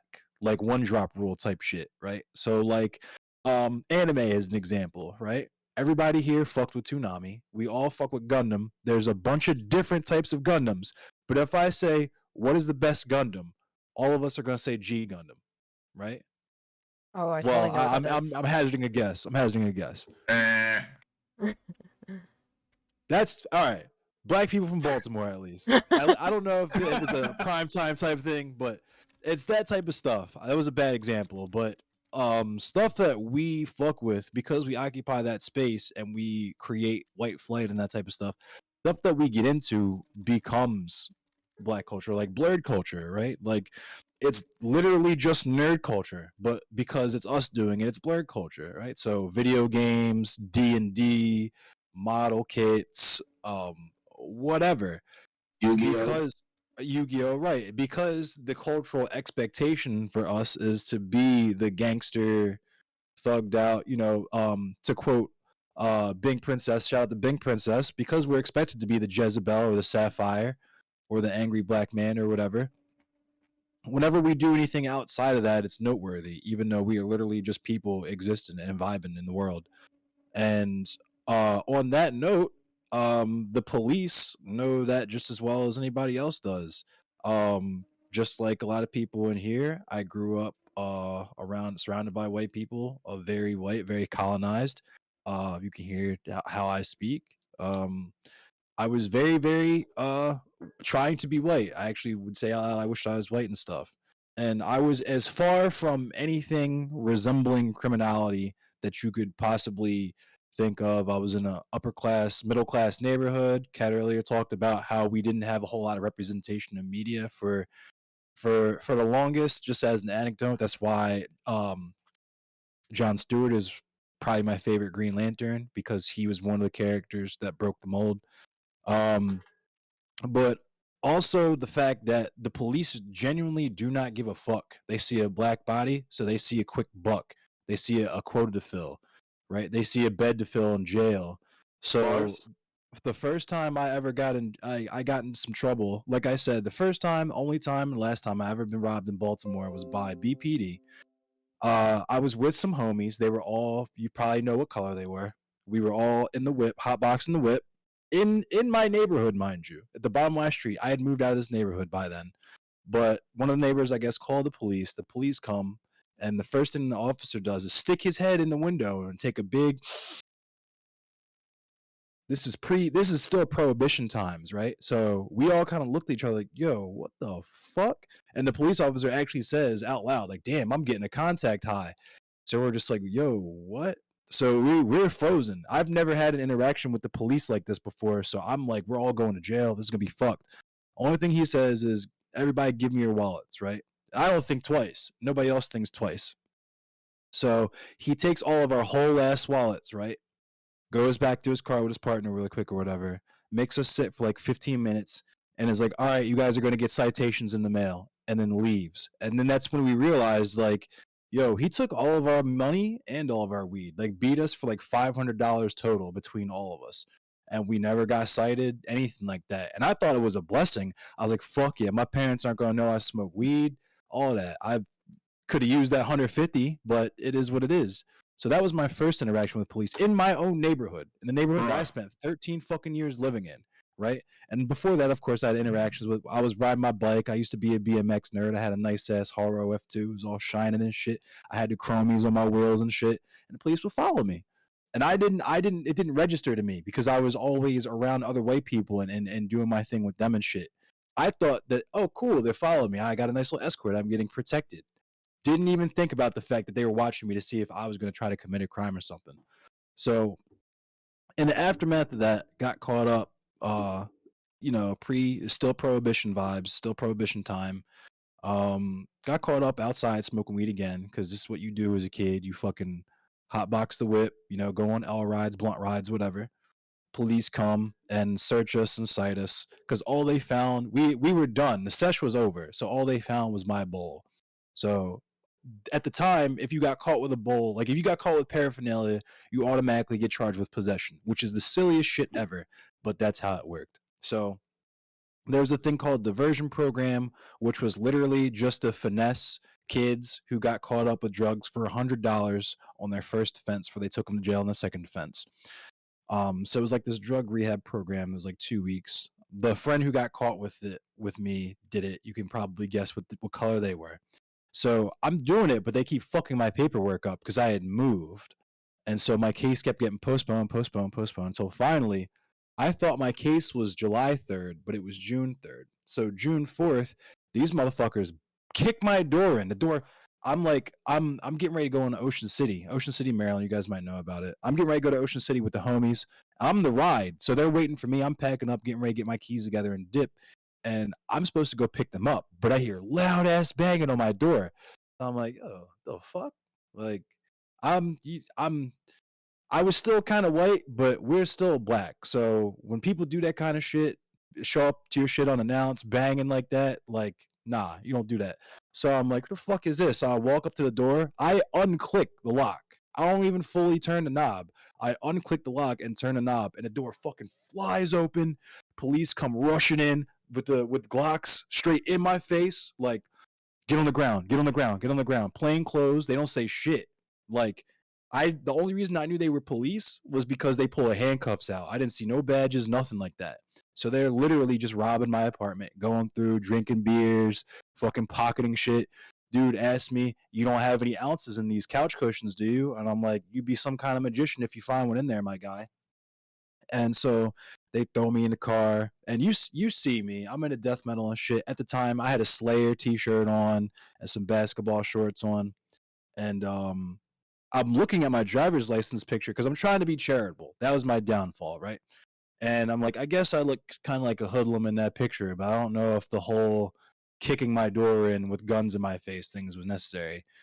And the one officer is like, well, we didn't think you were a hoodlum, but we weren't expecting you to be in a Slayer shirt. And they looked at each other and geeked. So I was like, oh, that's cool, because I didn't expect you to get more than C's in high school.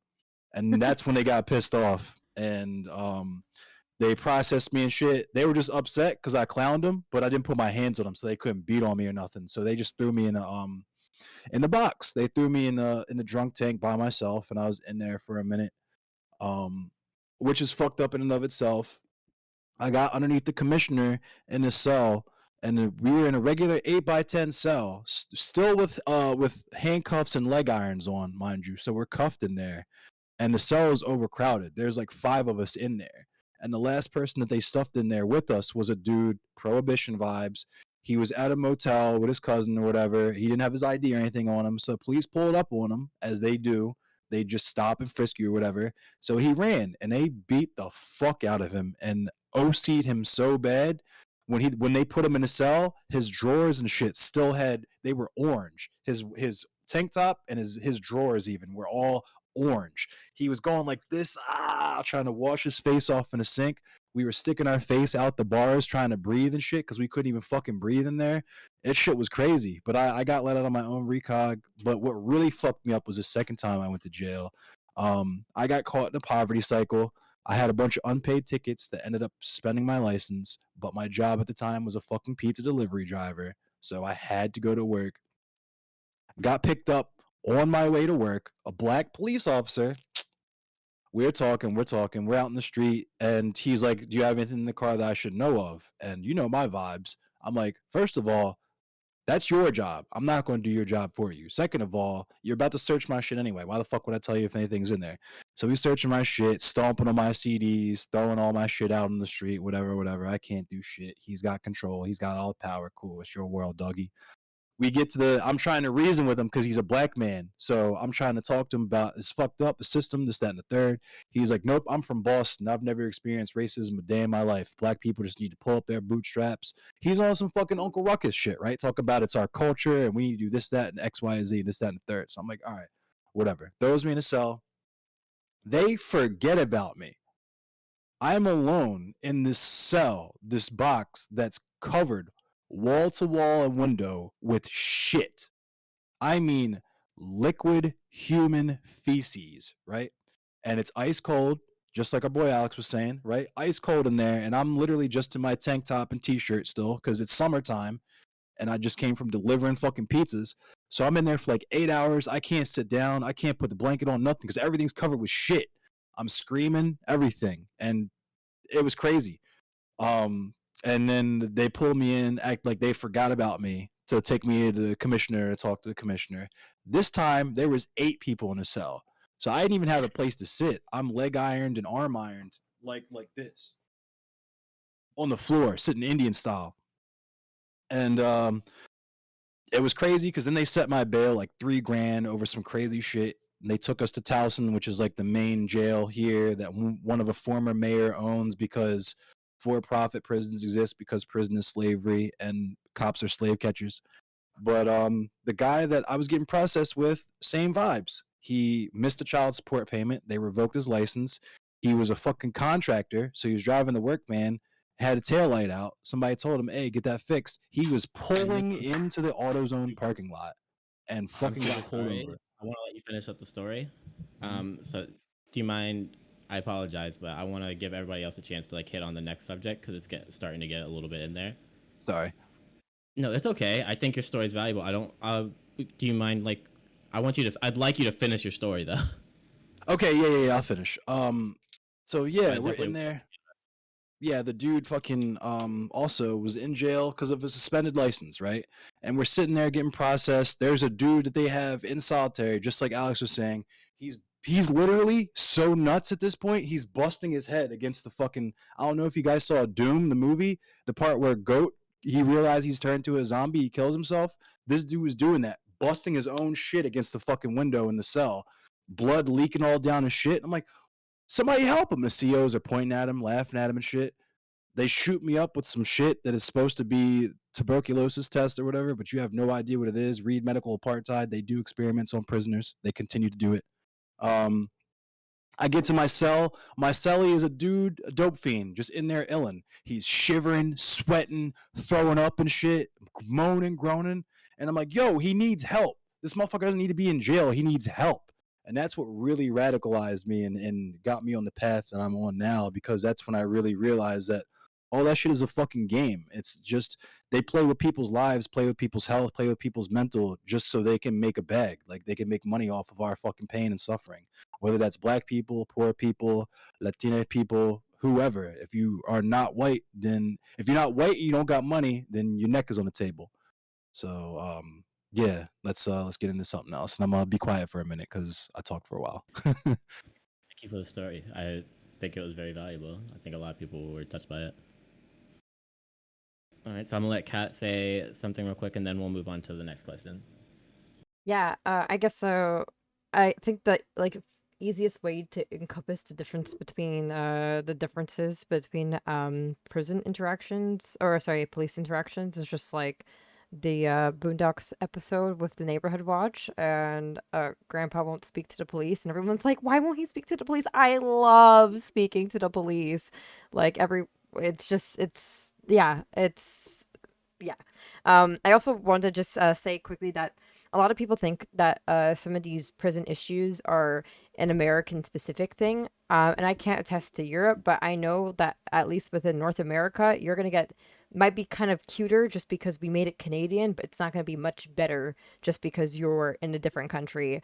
I remember I was working for a non-for-profit where we were working on different types of helping people that were currently in prison. And I was writing up a report about the difference of systemic discrimination within the Canadian, specifically Quebec justice system. And in Quebec, if you are a black person, just black person, and you're Caribbean, they automatically write down that you're part of a subgroup, which like a subcultural group, which means a gang.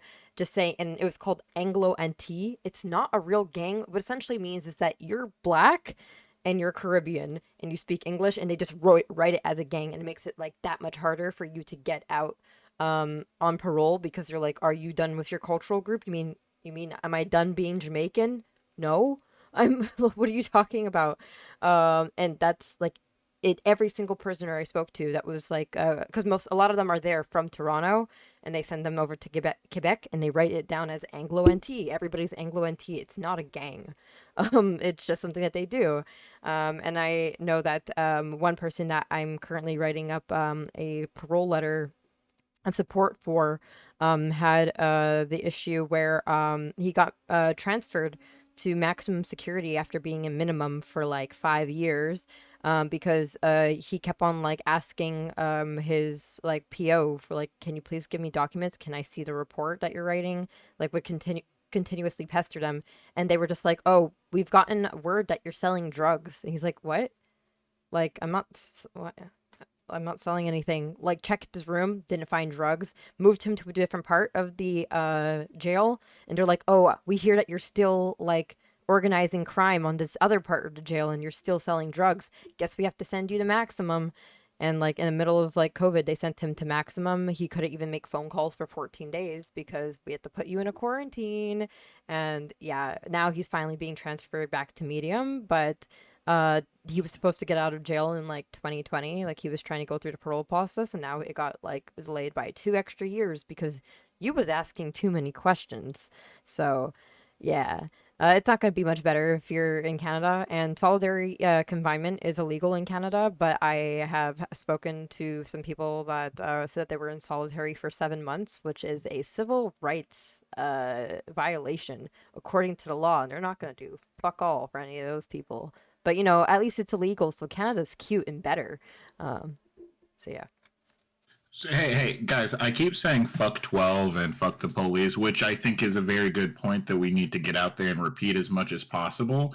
But also, I feel like because of what I was saying earlier about media spotlight, I don't want to be like that guy, because we all know that guy, that older elderly black person that's like, let's not be negative. But that's what I'm saying. Not every black person is down with the abolition. A lot of black people, unfortunately, are into the reform idea. Well, that's not what I'm talking about. What I'm getting at is let's not spend this time like I don't want to focus on the police anymore. Can we talk about the good parts of black culture? Yeah. We always talk about the negatives and criminality. Yeah. So, one thing I noticed is that we've got a few teachers here, and so I'm kind of curious how you all feel about how intellectualization and like being an intellectual or a teacher or anything in that like academic sense, how being like black culture blends with that, and how what's like expected of you, and kind of just what's your experience with that, and if the two have like, you know, how they've interacted. I'd love to hear from Gamma and Law, and then anyone else that wants to chime in. Can you ask the first part of the question again? So, I'm curious how black culture you feel black culture interacts with intellectualization, like being an academic and stuff like that. So as far as I guess I could speak from my experience as a teacher, right? I teach science. I'm like the head of lower science at my school, so I teach like a bunch of grades across the board. And I guess as their teacher, something that's important for them to know about me is that, like, you know, I'm down to earth. They could talk to me about things like that's something as important, like as a black woman with these majority of white kids, that like I'm not any different from any other teacher or any other person that they meet, and they, you know, shouldn't see me in like any special light. But like also they're gonna learn about black culture in my class. They're gonna learn about black sciences. They're gonna learn about, you know, like I have them right now for Black History Month. They are writing like an anecdotal about like about a black scientist or a black engineer. I assign them in groups, and they're having fun. They're learning a lot about, you know, black science that they never learn about, because the only scientists they know are Einstein and Newton, and like literally it's those, like it's about 4 people they know for sure. So introducing them to other scientists that aren't them is really important to me. And I guess as far as culture wise, I kind of use slang with them too. Like if they're acting crazy, I'll be like, man, you're bugging. Or like we play Cahoots. I don't know if you guys know what Cahoots is, but it's like a little game where they could, like, you know, type in the name, and for their name, sometimes they put their full name as the nickname, and I'm like, you gonna put your whole government, bro? Like I'll say that, and they and sometimes they don't understand what I'm saying. They're like, full government? And I'm like, yeah, that's like when you put your full name, that's your government. And they're like, oh, and they get it really quickly. So like, I don't know, I guess like, you know, I'm kind of assimilating them a little bit, you know, but yeah, that's what I do. Teaching kids. That's awesome. For a black scientist, shout out to George Washington Carver one time. Period. That's my boy. That's what they writing about too. So as far as like for me in the teaching sphere and like trying to like intersect that with black culture, I try to just be 100% me with my students. I really don't. Since my students I got some grown high schoolers. Like I'm only like 23 years old, and some of my students are like 19, and I'm like we are very close in like age demographic. So I just try to be real with them at all times. And then like as far as making sure they like know like what's up as far as intellectualism and as like far as black culture, I will just dress whatever way I please when I go to class. Like I came to school the other day in like a hoodie. I had my chains on.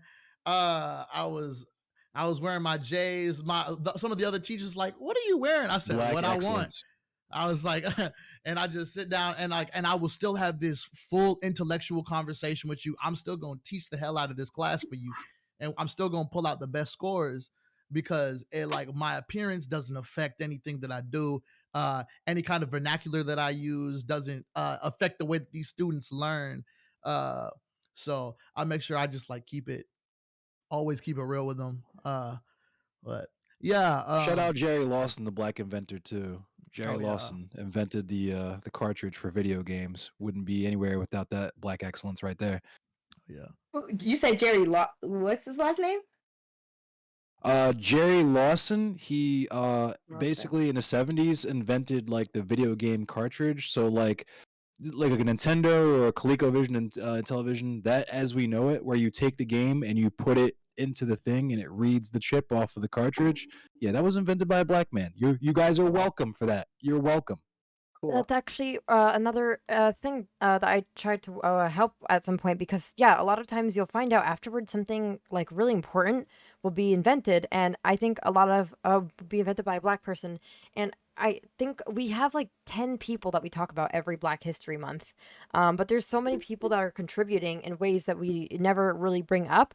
And at some point, I was at a National Society of Black Engineers event, and we were trying to find a way to petition to McGill University to make their computer science building actually named after a black person because a computer science graduate from McGill was the one that invented the search engine, which is so fucking important. That's fucking awesome. That's so important. Like, if that's anybody that you should go ahead, like, William Shatner has a fucking building named after him, and all he does is act. Why don't you go ahead and name something after the person that made the search engine, the thing that every one of your students, like, this is something that you should be proud of, or at least do something for the guy. And I think, yeah, that's a really, that's a thing I constantly think about, is just, like, there's always, like, it's like, I don't know, Arthur Ashe, Tubman, Sojourner, like, Fluff, Sojourner Truth, yeah. and it's just like, of course these people are all great, but like, can we like add things? Because it always makes you feel like, I guess the last time black people have been able to do anything that anyone's going to talk about was 68. I mean, I'll just play with my fingers now. It's really weird. Oh, go ahead.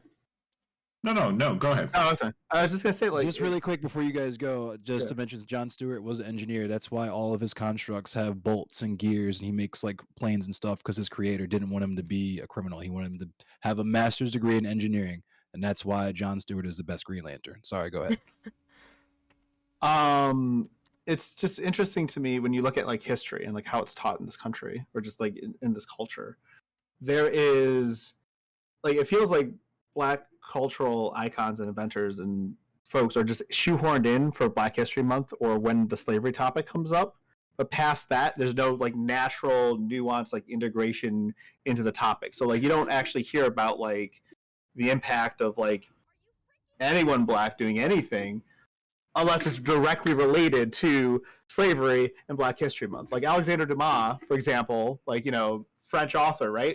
He's black. Fucking brilliant, yeah. Nobody knows he's black though, yeah. The Three Musketeers guy, yeah, that guy, black.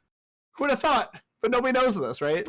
So it's just like this. It's really weird how we just have a society that just like, and it's systemic racism, right? Like folks are just cut out because they've always been cut out, and not a lot of people are like, thinking about how to fix this. They're just saying, oh, well, let's add these, like, characters to Black History Month. We'll do all these Black History Month stuff. But it's still, like, it's segregation. It's, like, intellectual segregation. As a chess instructor, I have, like, a really weird thing that goes on, actually, when it comes to black issues, and it's just the color of the pieces, right? White always goes first to the chessboard, and I have to, like, explain to the, like, it's like this, it's like this weird thing when I'm working with kids on this, right? Because like it's not just the fact that white goes first in chess; it's also like the positions. Every time there's like a position where kids are supposed to figure out, like, what moves should be made by either side. It's always like, all right, white to win, white to. So like whenever I'm teaching chess, like one small thing I do, which I mean it's not really doing much of anything at all, I make it black to win. Just fuck it. I'm just gonna flip the colors. When I do this thing, and the kids don't know. Like, it's not that they're gonna be able to tell the difference, or they don't know why I'm doing it. But like every time I'm doing, like, all right, how do we checkmate the king? I'm using the black pieces to checkmate the king because fuck this shit. Just. I I think that this goes back to some of the stuff that I was talking about because and part of the fact that it is that kind of white hegemony, what happens over and over again is this cyclical pattern of Black inventor does something, Black inventor will only gain notoriety within Black spaces. The whiteness will come along and kind of not spread that information. Therefore, the next generation never learns of Black icon from their own commodify it. Yeah, they come from their own generation. It has to do with them, and that reinforces the idea of the white supremacist notion that white Anglo-Saxon culture built the world. Right? They're responsible for all the science and all the technology and all of this and that. Like that's why that narrative gets wrapped in. It's literally being taught through by the lack of teaching and the ignorance. And what this has to do with, the reason why we see this issue is because of a thing called contact theory. Contact theory is this idea that when two groups come in contact, the way that they come in contact can determine, it can lower prejudices between the groups. And it can only happen, like literally step one of it happening means that the two groups have to meet on equal footing. Never, ever, ever is it a Black person on equal footing with a like actually, and when I say equal footing, I don't mean the same amount of money, I don't mean the same, but I mean the same amount of respect.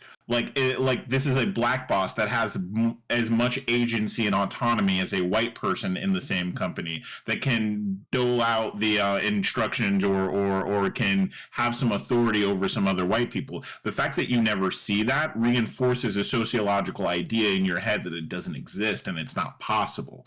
So when we talk about these things, one of the biggest issues is like it's not enough for Black inventors for there to be great Black inventors through history. That's great, but the real problem is that we've been smart since the beginning of time. The real problem is there's no Black, directors of like say the director of economics, like the Chicago School. There's no Black director of the Chicago School of Economics, right? We don't exist in places of power. And that's where the issue is. And that's why one of the things that we talk about when we talk about tokenism, like all of us have felt it, right? All of us get tired of the same. You want to talk about middle class? Well, usually the middle class story is an excuse that they use to write some sort of like race-based story. Or like the only time we get a Black female lead is when she gets to cry about how all the white girls are mean to her and gets to overcome it at the end. And then, Mandy or Amanda gets to go, you know what? You're different, but I love you just the same. Like that same sort of story, that same sort of trope gets told over and over again. It's the only time and the reason why those stories get told, and this kind of I know I'm rambling and going in circles, but it comes back to the same idea. It's because they're being told by white directors. They're basically Black people, Black actors playing white people on TV in stories about Black racism. It's like this kind of like ludicrous, almost like weird Erebos eating its tail. And that's the real issue when we talk about the things in the intellectual halls as well. We don't get examples of like any of these Black inventors from the perspective of Black people. We get it from the perspective of white people. And in that perspective, you're never going to get a different story out of us. And that is why we get represented as having the same story over and over and over again, because you don't let us tell our story. You don't want us to. So, how many books do you have? And why are they all good? At least 2. I mean, I'm the storyteller. You know me. He wouldn't be the Black Encyclopedia if it wasn't the case. Encyclopedia of Blackness. I'm sorry, his Blackness for short. So I have a question. I would like to get you in on this, honey. Sorry to interrupt you while you're doing. I have a question for you. To get you in on this. Is there anything like that you want to ask anybody else, or you feel like that you kind of intellectually disagree with anybody and like on their take on about something, or you'd like them to expand on a little bit? Because I know Kat was hoping to get a little bit of like, what are the disagreements that you guys might have, and just of having a safe way to talk about them. So I'm curious. I don't disagree with I don't really disagree with anyone. If anything, I'm finding like little bits and pieces of like stories like I have within myself. Like I have it in my head when he's speaking, but it's just I want to say I intellectually disagree. If anything, I agree with You can go every next. little piece of everyone. Say it again. I was telling Gamma that she can go next. Oh yeah, you go. Okay, so I do something that made me like I was like, oh, that's interesting that you said is Endless. You said something about hip hop not belonging to us anymore. What do you mean by that? So, hip hop was commodified. Hip hop was a uniquely hip hop started because of African American and Latino people in New York, partying, using stolen energy to, MC, master ceremonies, right? And then you had Sugar Hill Gang and so on and so forth. The rest is history. FD Signifier, shout out FD Signifier. I'm black. I'm gonna shout out everyone I like. FD Signifier did a fucking amazing video on Drake and how Drake single-handedly killed hip-hop, and in that he talks about how hip-hop got commodified.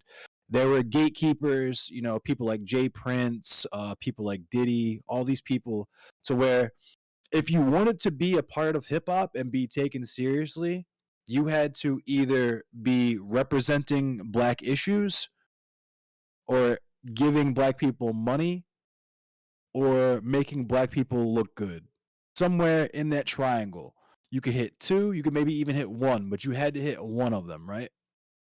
What they decided with Drake, because Drake became like, Drake is nothing about Drake's music and specificity refers directly to black struggle. Drake doesn't really talk a whole lot about black struggle, and Drake tries his hardest to make money and benefit from the fact that he's biracial. He is black, right? But he doesn't contribute. But he was still the gate was open for him because he was making people a shitload of money. And the consequence of that is now Drake is a representative of hip hop, and now you can have people come into the space, people like Lil Pump, 6ix9ine, whoever, all these people who would have gotten laughed out of the fucking room in the 90s are now chart-topping artists who are representatives of the genre. So what used to be something that was uniquely ours is now just pop music. It was commodified for white consumption. Eminem started that play, and then Drake took that basketball and fucking slam dunked it and shattered the backboard, and the lights cut off, and everybody in the audience's head exploded, scanner style. Like, that's pretty much how that works. Is that so? I guess I understand a little bit of. I see hip hop classically as like a way to kind of an artistic expression of different types of situations of Right. like your experience. Like as a kid, my mom used to play like Queen Latifah all the time. And like I just like her songs are just like her Yeah. talking about like some shit. That used to be what hip hop was. We had Dead Prez, we had Queen Latifah, we had Brand Nubian, for better or worse. We had Black Moon, we had Tribe Called Quest. We had all of this stuff that was black as fuck. And now when you turn on the radio, there was the ratchet effect, right, of the white owners who wanted to mold black culture, quote unquote, air quotes, into that by putting forth your Cardi B's and your gangster rappers, your drillers and trappers, and so on and so forth, which is nothing wrong with that. It's not a condemnation of that, right? But this whole panel is about the fact that blackness is so much beyond the purview of that, right? And in conjunction with, now we're going to let Drake's come into space. Now we're going to let 6ix9ine's come into space. Now we're going to let Lil Pumps and Lil Dickies and, Bad Babies and Woe Vickies and all these people come into the space. That, So So that's a bit of go ahead. Yeah, I just had kind of like the question about like, so for example, like Eminem, yes, a non-POC rapper, but I don't really listen to his music, but from what I've heard, a Right. lot of times it is talking about like struggles that aren't just like my mom Oh, for sure. was Right. reading a book one day, like nothing like it's just like Right. actual like issues. Is that do you see that as being losing it if it's still being done in like in a Yeah. non-super commodification way? I understand like Well, Drake. I don't like when I saw the like God's plan just running around and giving people like money, and I was like, I hate this music video so right. much. But like yeah, I guess for people that are still using it for just vocalizing a Right. struggle, is that a problem? Yeah. Yeah. Endless, For the endless. Can I jump in? Can I say something and you can kind of tell me if it's correct? Because I think what I'm going to say is the framing. Quick, Aston, Yo, I want let you me to answer hold on that to question really just quick, and 'cause then the conversation was initiated by Gamma, and I want to see if she has like a response to what the response was Okay. given. Yeah, for sure. Just allow, but please, you'll be next for sure. Gamma, did you have like a response you want to add to that? No, I was saying I get what you're saying, and then I also think you're like mixing in hip hop and rap together. Did you mean to do that? Like, Yeah, kinda. okay. Like, cause hip hop encompasses like dancing and graffiti and all that stuff. Okay. So what I It's want to also say. commodified to a certain degree, but not What I as- want to what I want to say though is I want to make sure we get this framing right, because this framing leads to kind of, this is one of those situations, this is how like CRT gets in trouble, right? Because we start talking about something and we understand what we're talking about, but when we translate it to the general public, Oh yeah, all I they gotta hear clarify. all they hear is that we're saying that white people came along and stole our stuff, and that's not really what we're saying. What we're actually I mean, saying, it and is, which but more, you gotta it say it is, nicer. yeah, it's not nicer. It's actually something that I think is more important, and it's probably the most important thing that we can talk about, which is we're talking about capitalism. When anybody is successful in capitalism, they are going to make a lot of money. That money incentive creates an interest from the capital owners who by definition make profit off of the excess value of our labor. So Right. once you become successful, once any art becomes successful, we're seeing the same thing in video games right now. Why do you think that Activision just got bought out? And why do you think that there are only 4 video game companies when we started? If we look in the 90s, we used to have like literally hundreds. The accumulation of capital is a function of capitalism. So as soon as somebody starts making is successful in anything, they're going to accrue capital, and then the people that are the biggest suckers of capital will then take notice and then take control of you as a source of capital. It is a thing that involves whiteness, because white people are the capital owners, but it is just a function of capitalism. So, Right. quick, I was which is gonna say- which is here- bad. Real quick, I'm sorry, Alex. What are your thoughts? yeah. So I mean, there's a lot of interesting things, and like Aston was saying, I would definitely like to be like pretty precise about it. And Same. so when it comes to like rap itself, there is different. I don't like to speak in definitive terms because there's so much out there. Like myself, like I've made a lot of music in my life. I started as a metalhead, and then I became a rapper, Same. and now I'm just an artist. I just make a whole bunch of stuff, and in that, I've met a lot of brilliant rappers and people who are very talented that nobody's I'm heard glad of. you said that too, because I want to get into that. Because it's Yeah, I wanted to and- give examples, but go ahead. I'm sorry. Yeah, no, it's no problem. Like, and it's really hard for me to like really like pinpoint, but a lot of the issues that I have personally when it comes to rap music, and this is gonna be kind of hard, and I know you wanted something a little spicy, so I mean I'll get to it. Like, I'm not really with like let's talk about something recent. Snoop Dogg crip walking at the Super Bowl. Okay. I don't really fuck with that. I Okay. don't think that shit's cool because we all know what cripping is. Oh, I'm lagging. No, you're fine. I can hear you You're fine. good. You're good on us. I'm lagging hard as fuck. You're about to start spitting. Come on, bro. Oh, boy. so I like- close. Oh boy. I like what you were saying. Let me just go really quick before you go. Because and then I'm gonna We try can to. hear you. Can you not hear us? Am I back? You were Yeah, always yeah. here. You were always here. Sorry about that. It's cool. Where was I cutting out at? You're talking about you didn't fuck with Snoop Dogg crip walking at the Super Bowl. Please get into that. Yeah, and I mean, so I understand the pride in it. Actually, but can I me- really quickly add? So this might be one of those times in which we have a bit of a disparity. I don't know what you're talking about. Ah, Do you know what Crips are? It's a gang? I didn't know that. yes. Yeah. Okay, so I mean, the Crips are an American gang. It's there's a lot of history to it. But There's- basically, and Crips. There's a specific walk for it? oh, Yes, it's a gangsters, fuck. dance. There's It's a gangsters. dance, Fuck. yeah. The Crip walk is like one of my favorite. Like, I'm not it wearing goes- the right shoes right now, otherwise I get up and do it for you. yeah. But so basically, when you Crip walk, you're repping the set. You know what I'm saying? And stop me if you don't.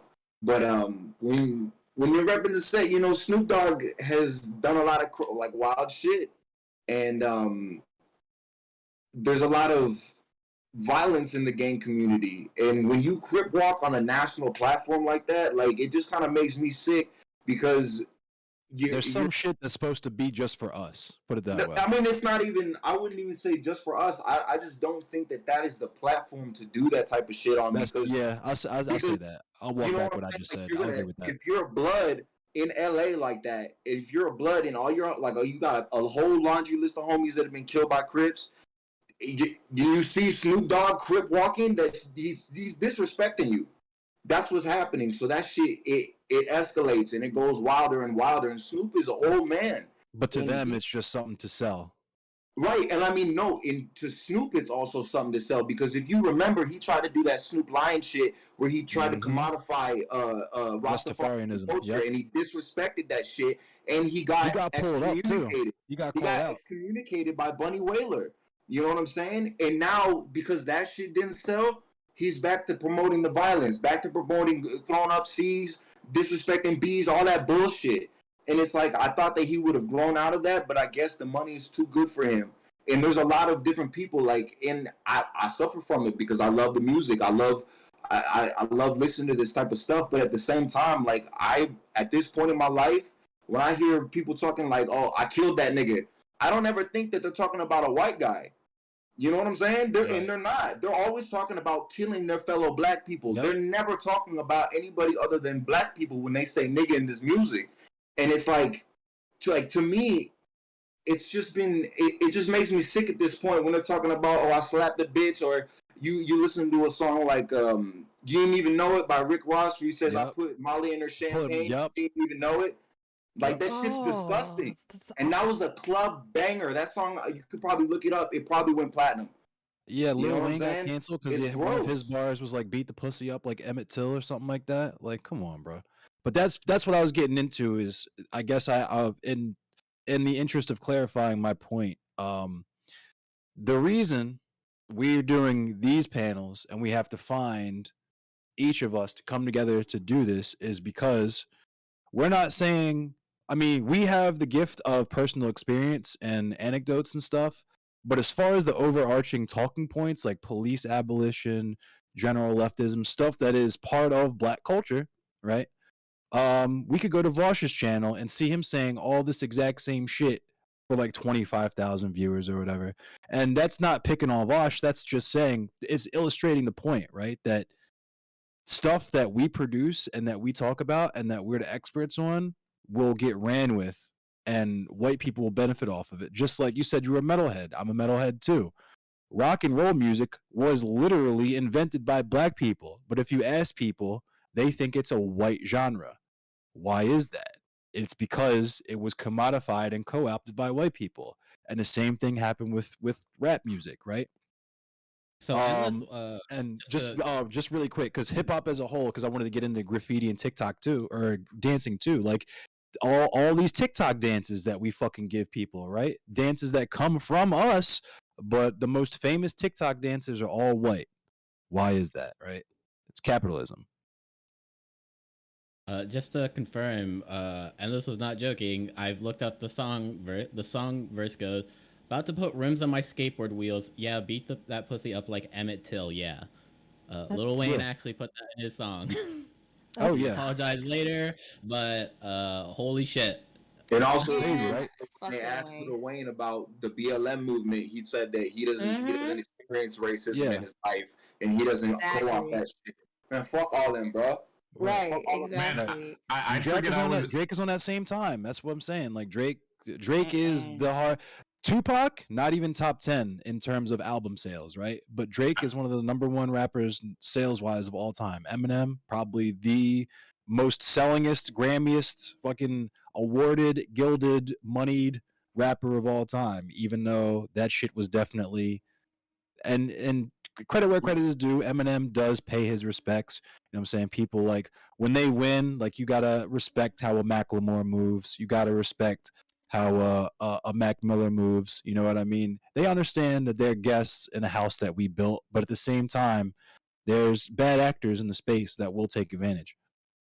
Well, I was gonna say on that intersectionality, what you're hinting on, and I think what a lot of us are seeing when we're talking about the functions of capitalism, is that race is definitely a category that experienced disproportionate oppression in this country, but there's another one that trumps even race, which is class.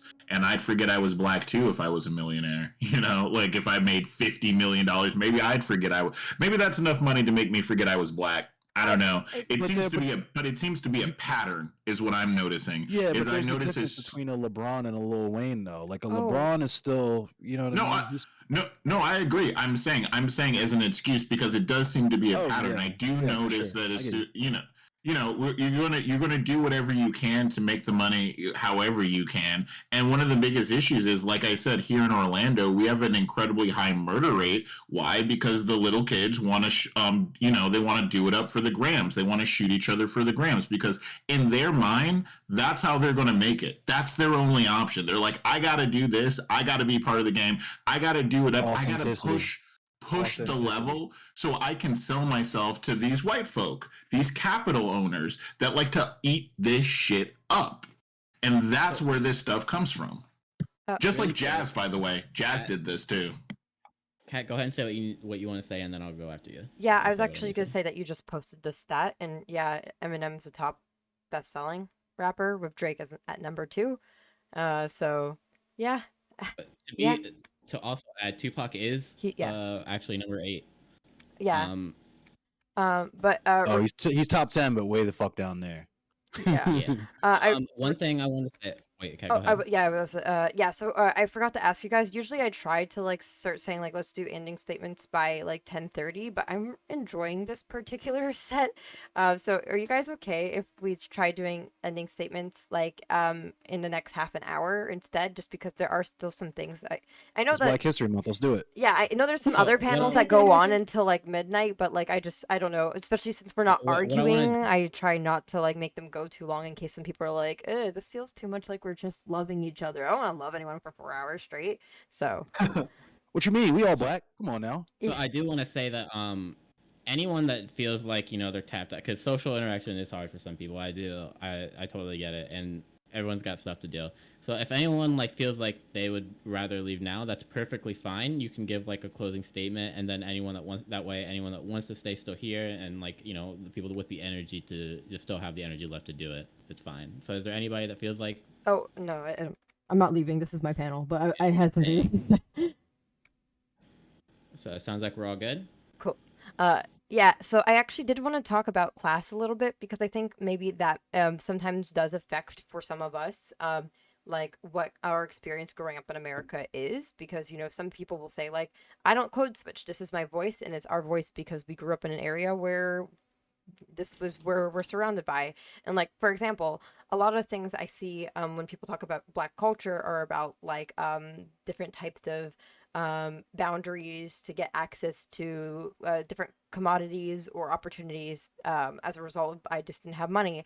And I think that always kind of isolates me, which of course, like, cry me a fucking river, boo-hoo, you could afford university. But like, it is something that I do think about quite a bit because, I hear people say things like, oh, my great-grandmother like picked cotton, and I'm like, my grandfather was a Supreme Court judge of our country, and that's like a very different like type of, I guess, thing, because I was watching the Black Excellence in STEM conference, and one of the professors that was talking is like a specifically a person that studies diversity within STEM, and that's his like professorship. And he was talking about like, I would like to acknowledge starting off that like I'm a third generation university graduate, and I realized like as the fact that he's American, that's crazy. Being a third generation Black American university graduate, that's like quite a while, because that's not something that very many of us have got to do. And I also realized like if he's pointing that as like a point of privilege, that's something that I very much can also resonate with. So I guess like it is something that you were saying, like I guess once you start making $50 million a year, sometimes you can forget that you are Black. But like even with someone with a household that like does 200K a year, sometimes I can forget I'm Black. So I guess I just wanted to kind of put that out and see if anybody else can partially understand that as well. Because I guess a lot of the things is like, oh, we were redlined. And I'm like, my family didn't get here until 1999. So a lot of the conversation that we have about the systemic issues and how that's been affecting us for the last 100 years is not something that my family has had to think about, because we were in our home countries until we felt like leaving. So it's for my family and the folks that I've interacted with, I think class has a lot to do with like not just understanding of what's happened, but like the politics that surround it. And I've also had like personal experience. Like I was actually arguing with an African American man about whether rap causes shootings. Like he was of the opinion that folks have their pants down too low. And Nicki Minaj, was it Nicki Minaj who did the no? It wasn't Nicki Minaj, Respectability politics. Nice. Yeah, that stuff. old chestnut. He was like basically saying that the WAP song is why there's shootings, not gun rights, right? Like it's just like, and we had like this back and forth. White Like, supremacy. They don't hate us because white supremacy. It's our fault. Right. Well, and then he started talking about black on black violence, and I'm like, yo, I don't know what am I supposed to do here. Like, I just like. I could give you the statistics, I can give you the studies that I got, but you're not. Anyway, my point is though, like even looking at my family, right? So like my dad's got 11 brothers and sisters, and there are branches of the my family that like went Trump and are anti-vax now and are like all about bootstrap politics because they came from the same household, and like there wasn't a lot of money, there was a lot of hardship, right? But they made it, and because they made it, there's like this idea of like, well, now that I've made it, this is proof that this bootstrap politics works. But like, it's not necessarily the status quo. Like only, as far as I know, I'm going to look up these statistics again just to double check because I've been saying it a lot lately. 20% of anybody, like 20% of every quintile, is able to escape their quintile, right? So just because you're like one of the lucky few to make it, either up or some rich folk end up going down, I guess. Are you sure about that? Because I know about stickiness at the ends, so I think that may be true, maybe in the middle, but I think towards the bottom it's gonna lessen out because of stickiness at the end. Same thing at the top. I believe that. I just don't have the number. Yeah. I was gonna say I'm gonna look for it really quick, but I also remember reading something. It was an article entitled "Falling" that speaks specifically about Black men, about how even if you come into money or you're born into money, it's much easier for like the rate at which Black men have money and then lose it all and become poor or enter poverty is much higher than the rate for white people, and white people are much more likely to when they come into money, stay middle class or stay upper middle class. So I have a question when you say that. Is that like that's one of the things, like, is which Black men are they talking about? Like, are we African American men? Okay, yeah, because that's ends up being a lot of the thing is like sometimes I'll end up seeing stats and stuff where it'll say like this will happen, like Black students have a higher chance of like dropping out than white students from university, but then when I obviously it's anecdotal, but like I know quite a few people I graduated with back in Haiti, and none of us are allowed to drop out. Like our parents, if we were to go back home to Haiti without a degree in the hand, it's like, oh my God, you're ruining our entire name. So like I couldn't drop out even if I wanted to. So that's why I kind of like. There's a lot of things that I hear about things that happen within Black America. And I'm like, can I get some specific? Like, can we zoom in a little bit here? I'll drop a link in your chat because there's actually a book I read. It's not actually directly about Black culture, but it kind of articulates the idea. It's In Search of Respect by Bourgois, is the guy, Philippe Bourgois. And In Search of Respect was this book where like this anthropologist like did something that was pretty unusual. He, instead of going like overseas or whatever, he embedded himself in Harlem in the 1980s. And he was living in an apartment. There was like, drug culture and all this other stuff. And he was like basically hanging out with everyone and learning what their stories were, right? And like why it's so hard to escape poverty. And a lot of it is just purely cultural. So like I completely believe the idea that a Black man's less likely to, or more likely to lose wealth, because if you put your name on a job application, or you show up to an interview and there's like some sort of like cultural misunderstanding or like linguistical differences, that sort of thing, you show up it's going to impede your, or something. Yeah, like it impedes your capacity to actually get the job that you've got credentials for, even. There's statistics that like show before you even talk about the fact that you need to work twice as hard to be considered half as good if you're Black. But I'm sorry, that was all I wanted to say. I'm gonna save you. I want to save you, Madlad, from like any misinterpretation, because I think when you say cultural, some people might take that a bit differently as like, especially like like some people like turn that into like, I guess if the Blacks didn't act. If they just acted more white, they would just get richer. Like, so, I know that's not at all what you're saying. I just want to let you like. Okay. So it's not what I'm saying, but in a sense, it is what I'm saying, right? Because like there's like this thing, right? Like if you are a minority, colonization. Yeah, exactly. Like if you act assimilated, you're more likely to succeed. Like the way we talk, the way we behave, the way like what names we use is key to actually getting further in life. Like my dad like literally gave me like emergency middle name just in case my name was going to make it hard to get a job, right? And like when I'm naming my kids, I gave them the assimilated first name, and then I gave them the exotic middle name. You know what I mean? Like I just like each generation there's like this like sort of, and I didn't even think about it at first. Like I didn't even actually think about that fact until this very moment, actually, that's what happened.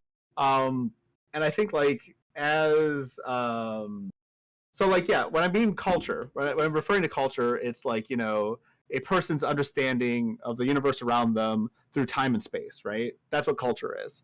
So if it could be a thing that exists on a national scale, being an American, but it could also be something that exists in a neighborhood scale, or just a family scale. You can have a family culture, a workplace culture, all that stuff. So that's what I mean by culture specifically. And so your culture has to line up. Oh, sorry. So if you need to have like a culture that like lines up with the place of employment that you're seeking, right? And a lot of the time, the family culture you were brought up in, or the neighborhood culture you're brought up in, the accents you have, all that stuff can actually impede your capacity to get that job that'll keep you making money or, push you out of that quintile. Can I push back on that? So, because I definitely want to push back. Ashton, after you go, Ashton, I'd like Lawbook to go and then Honey to go. I hear a lot of what you're saying, because let's be clear, your distance to whiteness, we were talking about this in another panel, will actually very much is very much a great predictor of your success in your quote unquote success. I can say that, but let's be clear about what we mean by when we're clearing up like the culture thing, like. If Black people started all, like, for example, let me use the example that one of the best sociological studies that we've done, one of the most in-depth one is the name study, right? The efficacy of how like Black names don't get interviews, right?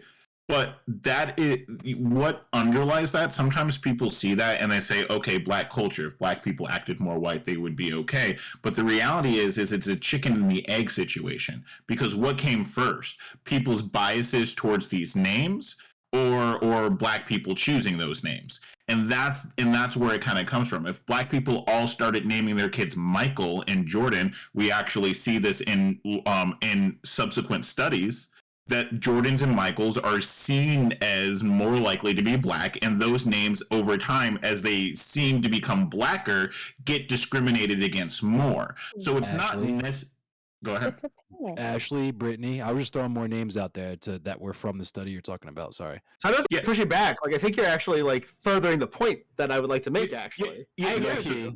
So Low-key. no. I know. But the thing is when we're saying things like accents, that's where it starts to be okay. Let's be careful about that, because it's not necessarily the accent that you have. It's that if they associate whatever blank characteristic with blackness, which they will change every single decade as we try to adjust to them. The reason why I use that language, it's because we have this issue in liberation. What do we name things? Like defund the police, Black Lives Matter. This is a problem that existed in the 60s. This is a problem that existed in the 50s. Yeah, Martin Luther King Jr. talked about it, where he was making a distinction between violence against people and property damage, and about how you should be careful about doing that.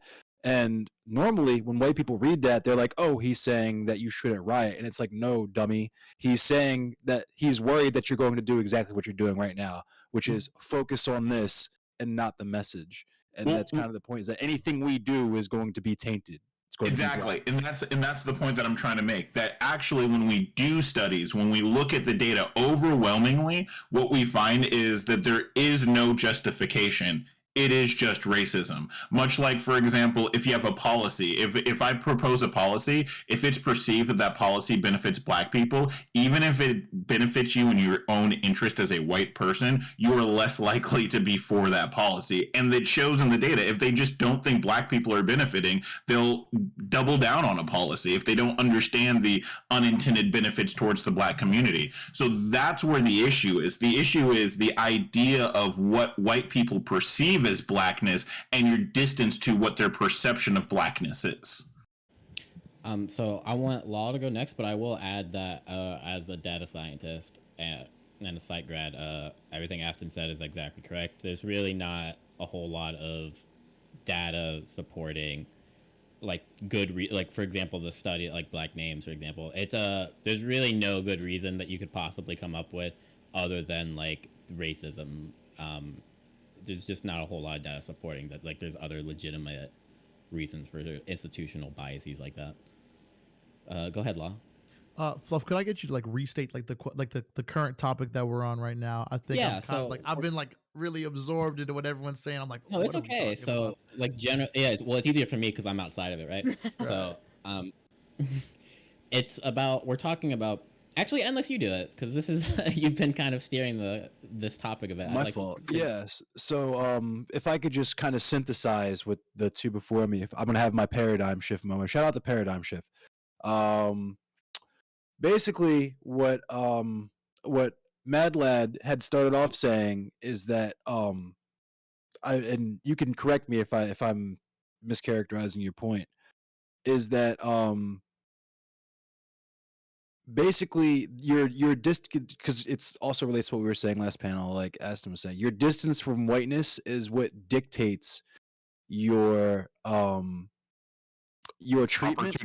Opportunity. Right. It's your distance from whiteness is how white supremacy will affect you negatively, right? Which is a statement we understand, but I feel like Aston felt like he needed to push back because it's important to note, and this is why we said it's not really a disagreement, it's just kind of add more meat to the point, which is that anything that we touch becomes black. Just like I was saying earlier with blurred shit, with Gundams or whatever, there's a phenomenon where it doesn't matter what it is, names, art, whatever, it instantly becomes black, and therefore it becomes not white, and your proximity to that is what affects how white supremacy affects you negatively, which can be, like job opportunities, romantic opportunities, whatever, housing opportunities, all that.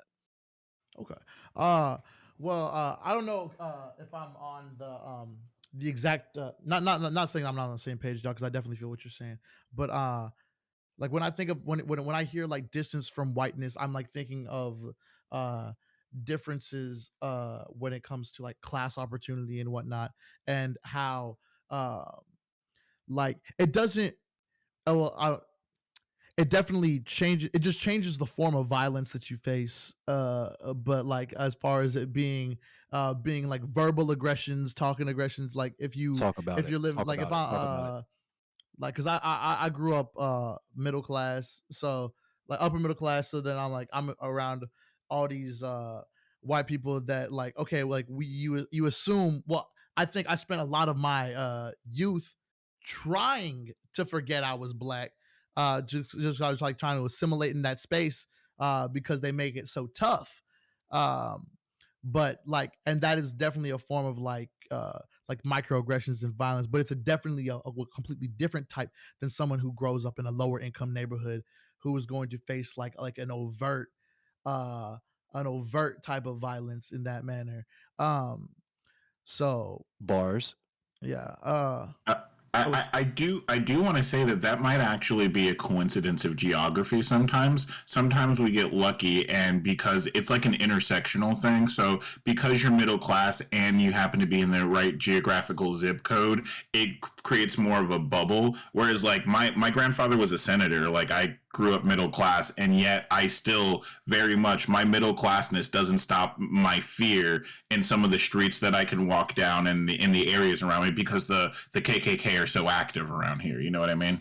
I can see yeah. that because I know Shark said that he never really thought about. He was a military brat, so he never really thought about his blackness in that way until a little bit later in life. So I could definitely see that. Yeah, Yeah. and to double down, by the way, I didn't even think the racist things that were happening to me when I was growing up were racist until I realized when I was older and did some study. I'm like, oh my god, all these people were racist my entire life, and that's where I think that some of that comes from too, right? That's such a wild moment when that happens. That's is what that I really like wanted to the speak on. That's what I really wanted to speak yeah? on because like I was gonna say like I was like attempting to not recognize it until I became painfully aware of it at a stupidly young age. Like I think my first like true experience was I told y'all earlier when I got like pulled over by an officer coming out my own house because they thought I robbed my own house because I didn't look like the part of the people that lived in the neighborhood that I was in. And then as I got older and older, I started to realize that, oh yes, this sort of thing has been happening to me like my entire life. And then people are just like stupidly racist and you just won't realize it, or you're trying to like see the best in people. Uh like one like situation I think of at the top of my head, like I think about this all the time and I'm like, dang, I really should have raised some hell in high school. When I was a sophomore in high school, I was in a French class.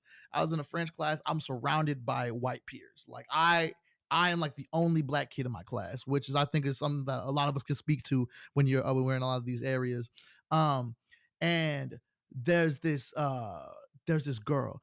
She said, "Oh, hey, I need a brush. Does anybody have a brush that I could borrow so I could brush my hair real quick?"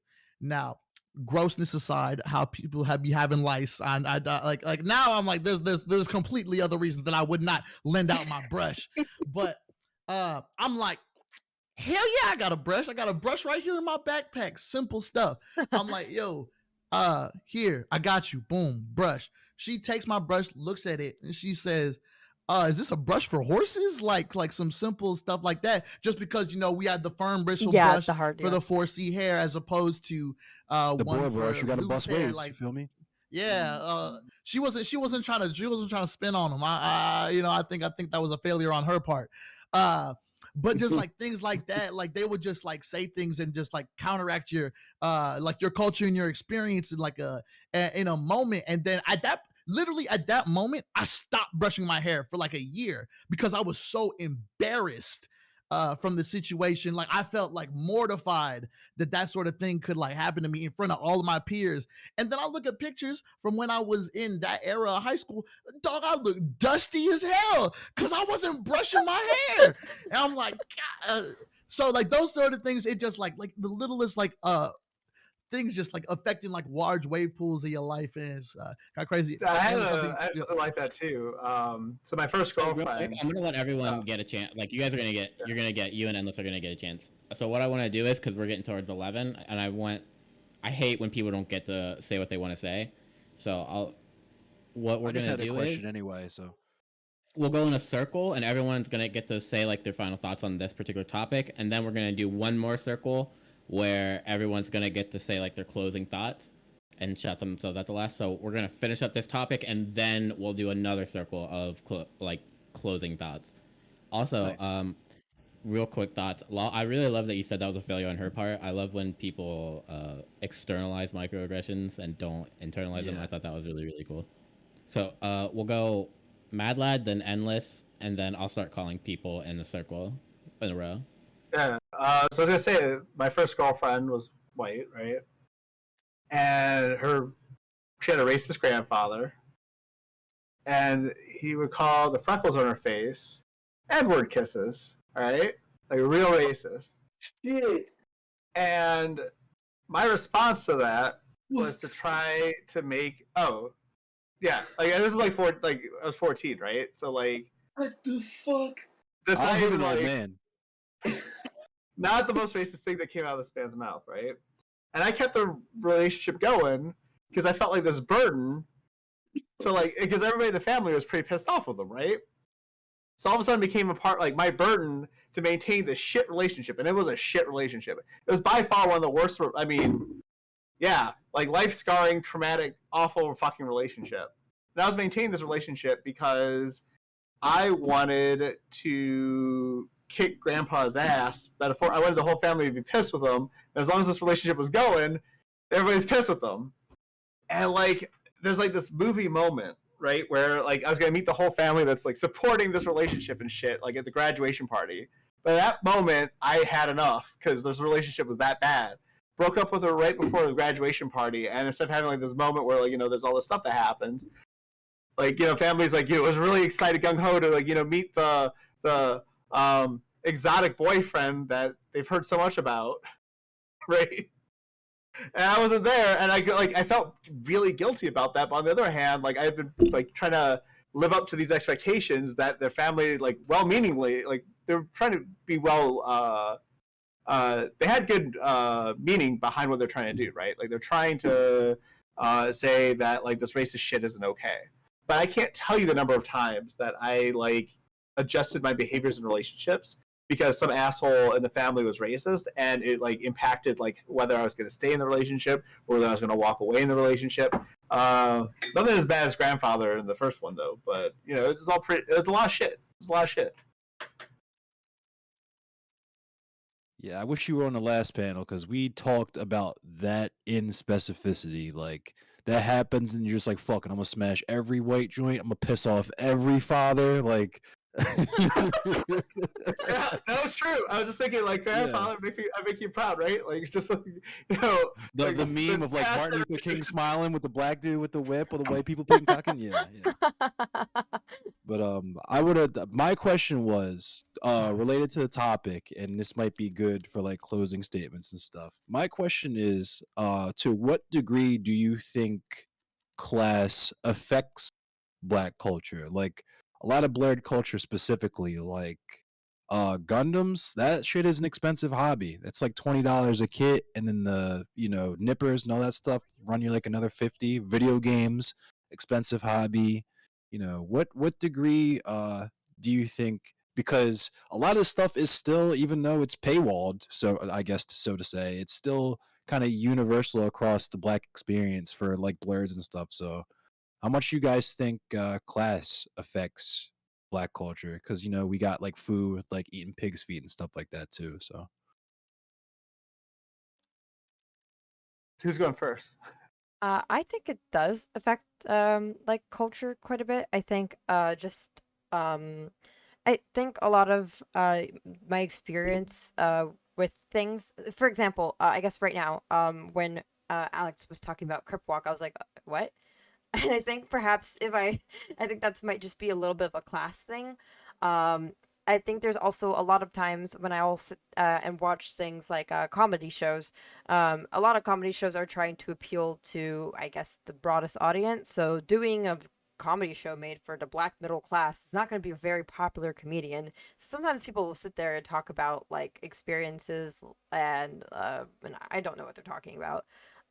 So I think that has also caused me to maybe be able to sink in more into the idea of like what I'm doing must be Caribbean and not an African American thing. Whereas perhaps if I was less like if I was more like lower class and stuff, I think I would understand more of the African American culture because of the proximity. Whereas now I just get to be the one black family in the neighborhood, so I'm like, I guess we're just built different. So I think it affects it quite a bit. I also want to speak on that, like how is how you said like it might affect it just because like for like video games and stuff. Like when I think about like like the accessibility of video games as far as like when it's like that cost wall, the first video game that I know like a lot of my black friends have and a lot of like black people in general, you know, if you can't really like have that many video games, you're gonna have the ones that are like multiplayer. You're gonna get the like the 2K or the Call of Duty. You're not gonna really explore playing like RPGs, stuff like that, just because like you want to be able to do what everyone else is doing, and so you're going to take that first opportunity to have the one that's the most accessible, If you're only longest going to term, get one longest game a use. year, it's got to be the best one of the year. It's got to be the best one that you can do and you get the most value out of. And then I do think that access to like more wealth and being able to like the more wealth you have, obviously you can like explore more artistic things and do like have that sort of freedom to be able to express yourself in ways that you didn't know were possible before.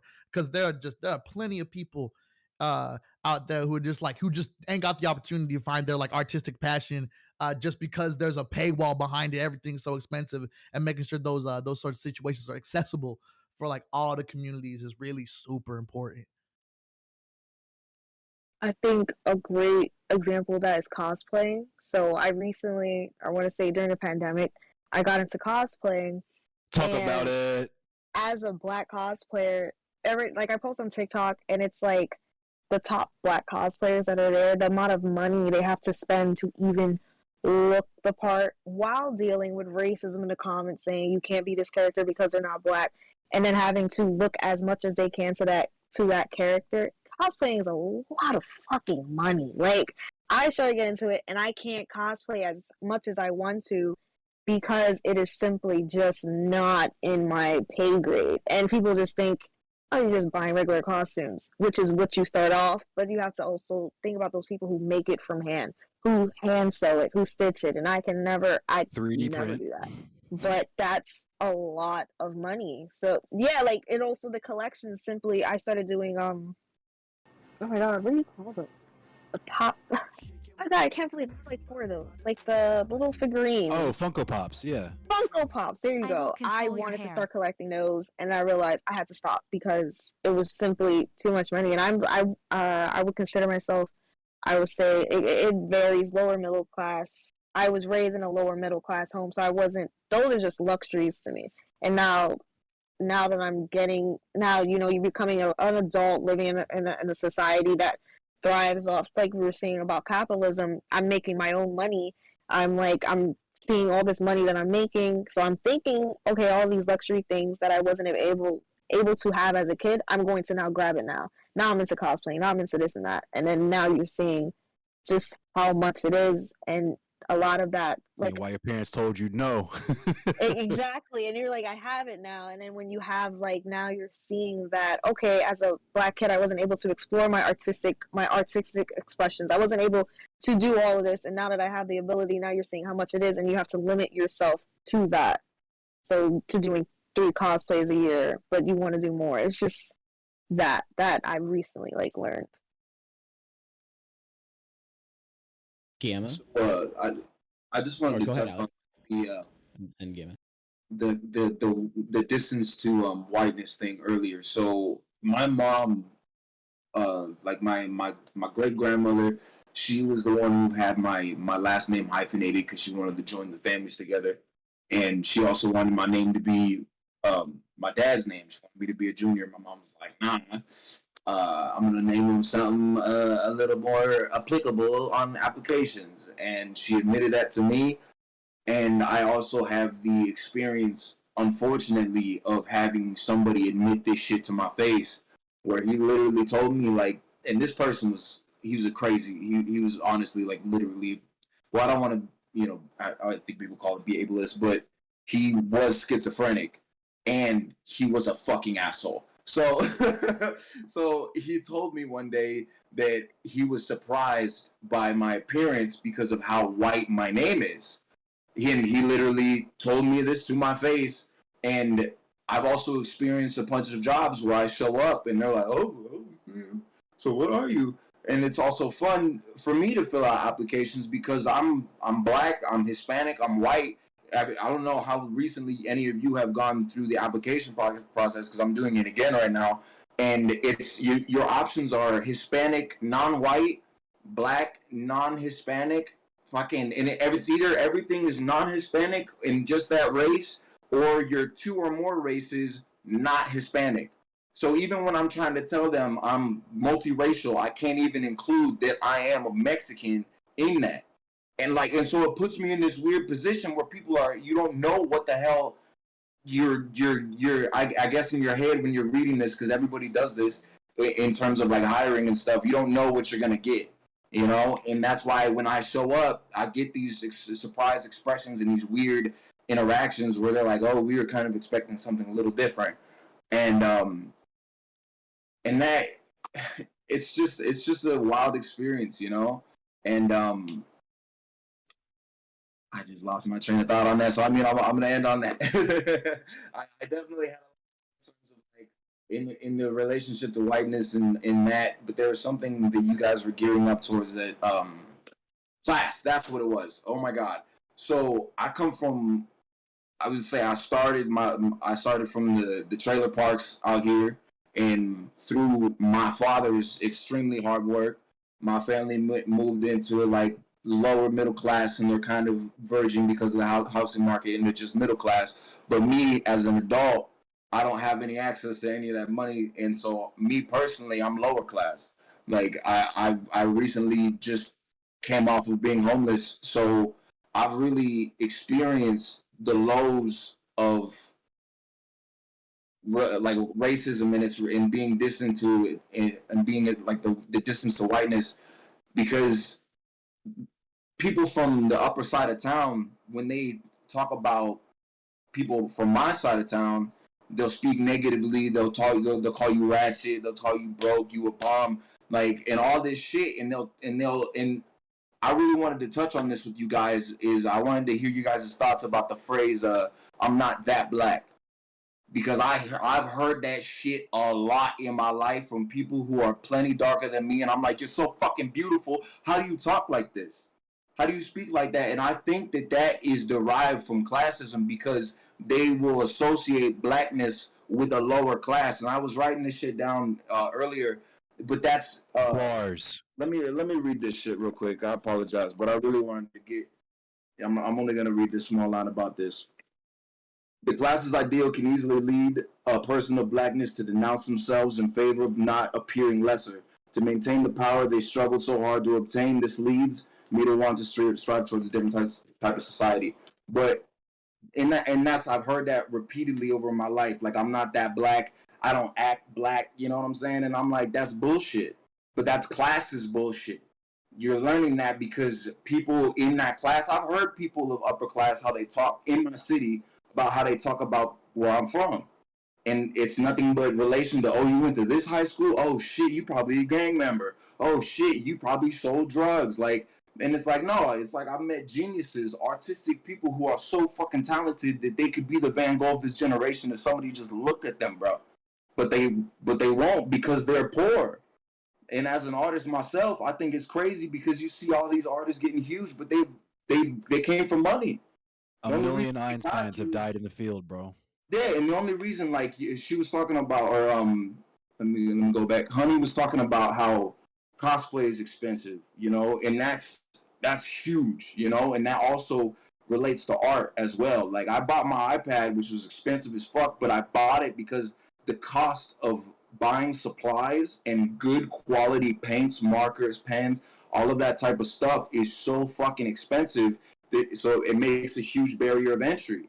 And same thing with you guys, like you guys all like streaming and all of that stuff, and there's a huge barrier of entry to that. And I think the biggest barrier of entry to a lot of people is they got to have a stable home. You don't want your mama busting through your shit or whatever things going on in your family to embarrass you in your stream. So you got to have a stable environment to do it in, and it just goes deeper and deeper and deeper, you know. All right, Gamma. There was so many topics I wanted to touch upon because it was so many questions asked, but now I'm like, I should touch about. So I guess I'll just go with the last thing about people saying like they're not that black, and I've heard people say stuff like similar to that. Like even I'm ashamed, but like I look at something and be like, oh, that's ghetto, but like I don't mean it. I don't mean it in like a way like. In a bad way. Yeah, I don't know. Cookouts, all these meets, people hanging out and having a genuine time with each other in the ghetto, you know? Like, right. Exactly. I totally don't even mean it in that way. Like when I think about it, I don't even think of like, I'm talking specifically about Black people in impoverished area. Like I'm not thinking about it like that. But when you say those phrases around certain people who don't understand what you're saying, it could be a mixed message. Like yeah, but like I honestly don't like when people like straight up say that like I'm not that black. Like I don't eat watermelon. You know, I don't eat fried chicken, or like they'll say stuff like that specifically to try to, I guess, downplay the stereotypes and make themselves look different, even if they genuinely don't like that stuff, which is fine. Like, I feel like it's specifically brought up because those are stereotypes that are associated with Black people. And so they got to let you know that, hey, I don't do any of these stereotypes. Like, and I always wonder, like, why do they do stuff like that? Like, why do you even need to announce that you don't eat watermelon or fried chicken or something like that? Like, is it because you believe in those stereotypes, and for you to tell me is for you to let me know that like you're somehow like different in your head? I don't know. That's a weird thing. But that's all I have to say. It's more code switching shit where you're trying to appeal to white people to look at you differently, in my opinion. Right. But they say that other Black people, it's like where do I need to know that? Hold on. Bink is in my chat and wants me to ask a question. Sorry. Go ahead, Aston. I'll read it when she's. I was just going to say, on what you're saying, it goes both ways, because it's also the hood. There's always like the idea that, you know, when you escape the hood, like, what is it? What is it? Childish Gambino said it in the song. He goes, but when you leave the hood, they think that you look down on them. Like, it's this innate feeling that because race is so associated with class, the disproportionate amount of Black people that are poor in this country, that creates its own stereotype. So the idea is that once you've moved beyond your class, you've moved out. Like for white people, you know, they can just forget about the town they came from. They can just forget about the trailer park that they grew up in, and they can get away with it because by definition they're white passing. But for us, it's always going to be a question: where did you come from? Who are you? What did you associate with?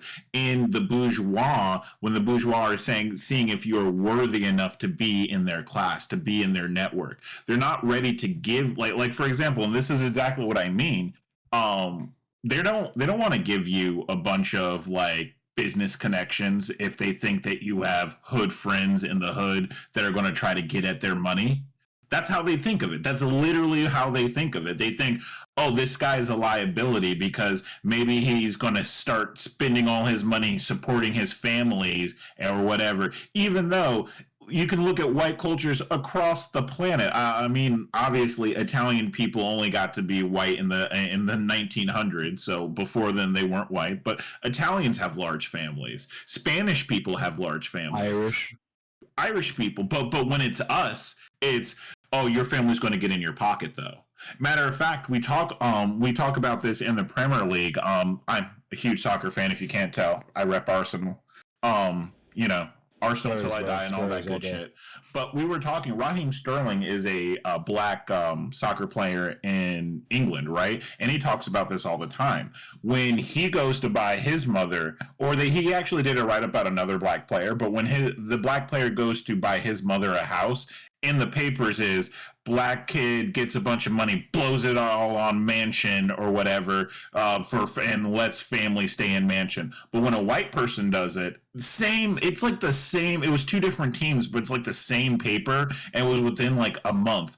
Oh, he's giving back to his community. He's giving back to his mom. Look at how well raised he is. Look at how well trained he is. It's because our blackness is associated with a criminality, a low classness, a wrongness. That's also why we do things like when we don't speak in AAV, we're speaking proper. We're speaking properly, even though country people sound way different than Irish people. They sound way different than people from England. Matter of fact, people from England, different villages sound completely alien to each other. But the only one that isn't proper is black folk.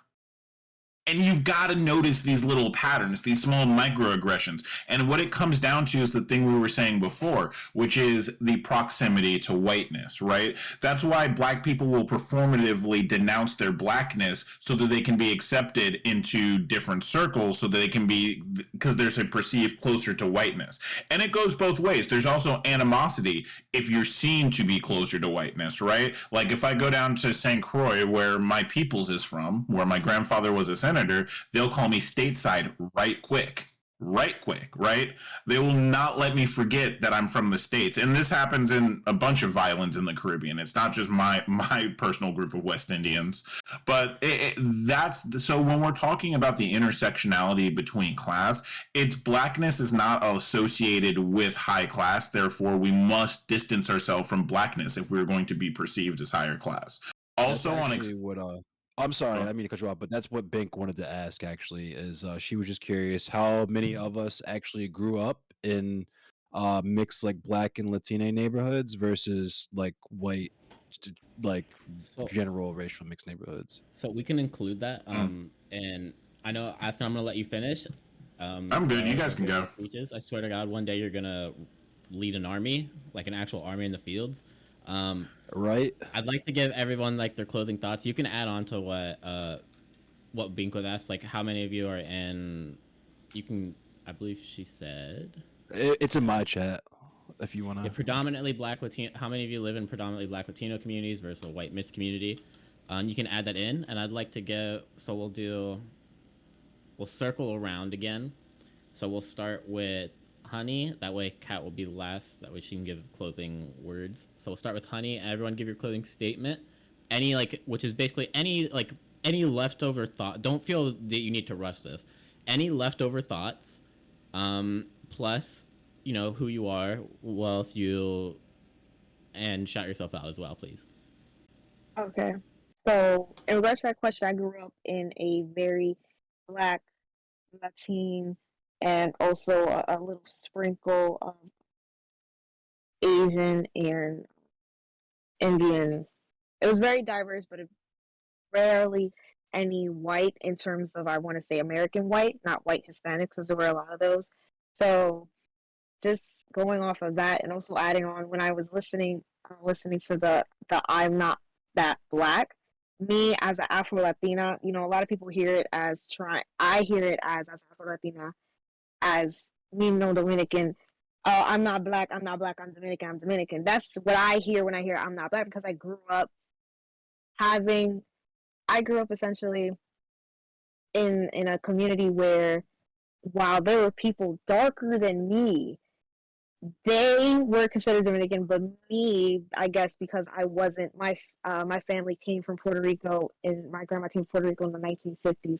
Their family came in the early 2000s. So I was like more attached to I was just more Americanized.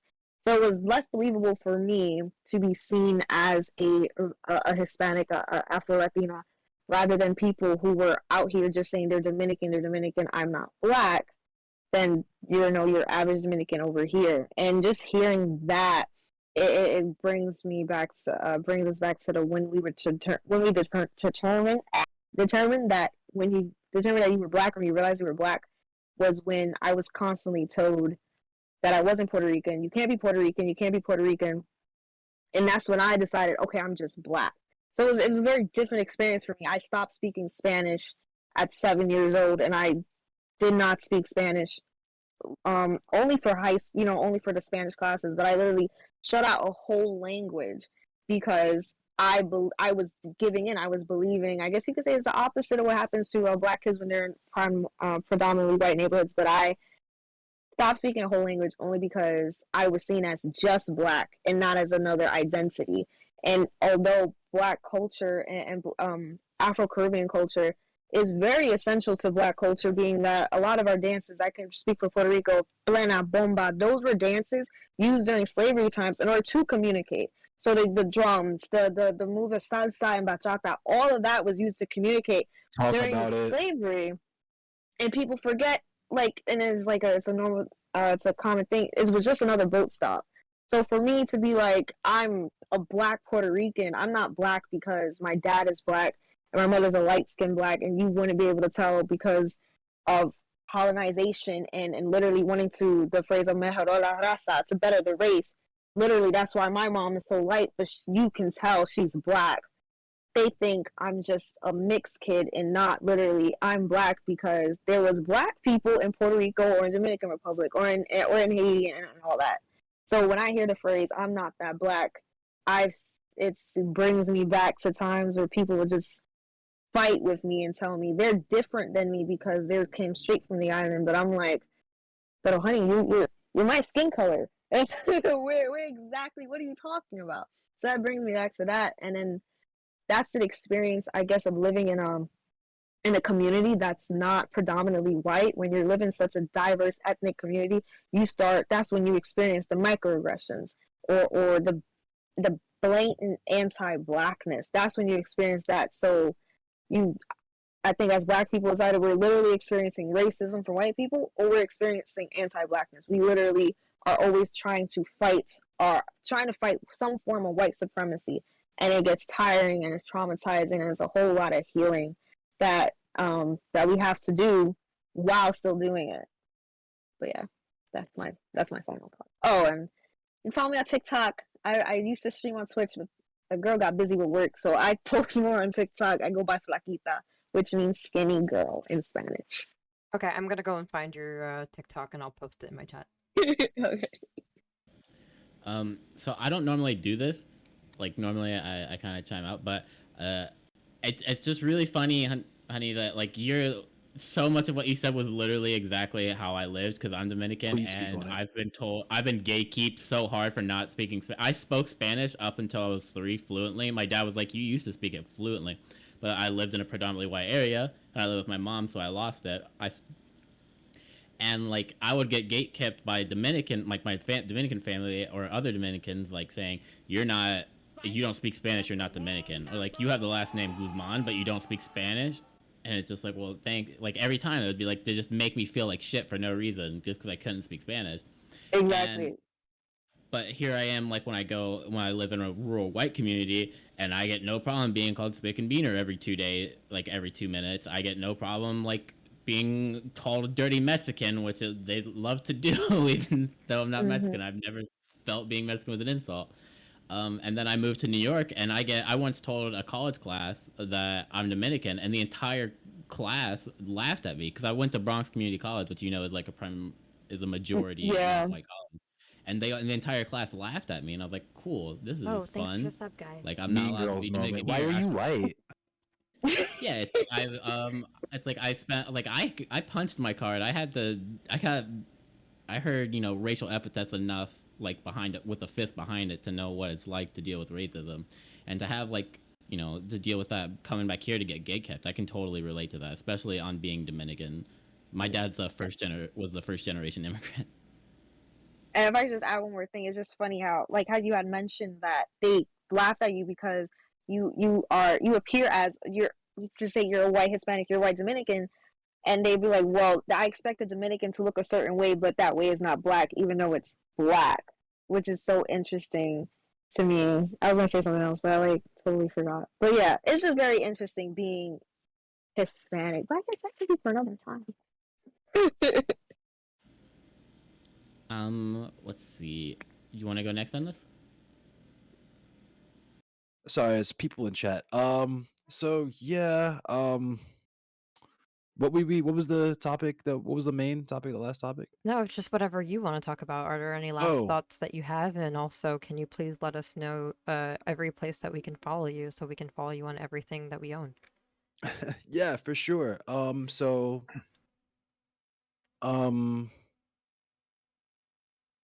geez. All these panels are always so awesome. I can't really even say anything that's not already been said. Oh yeah, about Bink's question. So yeah, I grew up in Baltimore County. I grew up surrounded by the whitest of white people. I mean, the most vanilla of vanilla.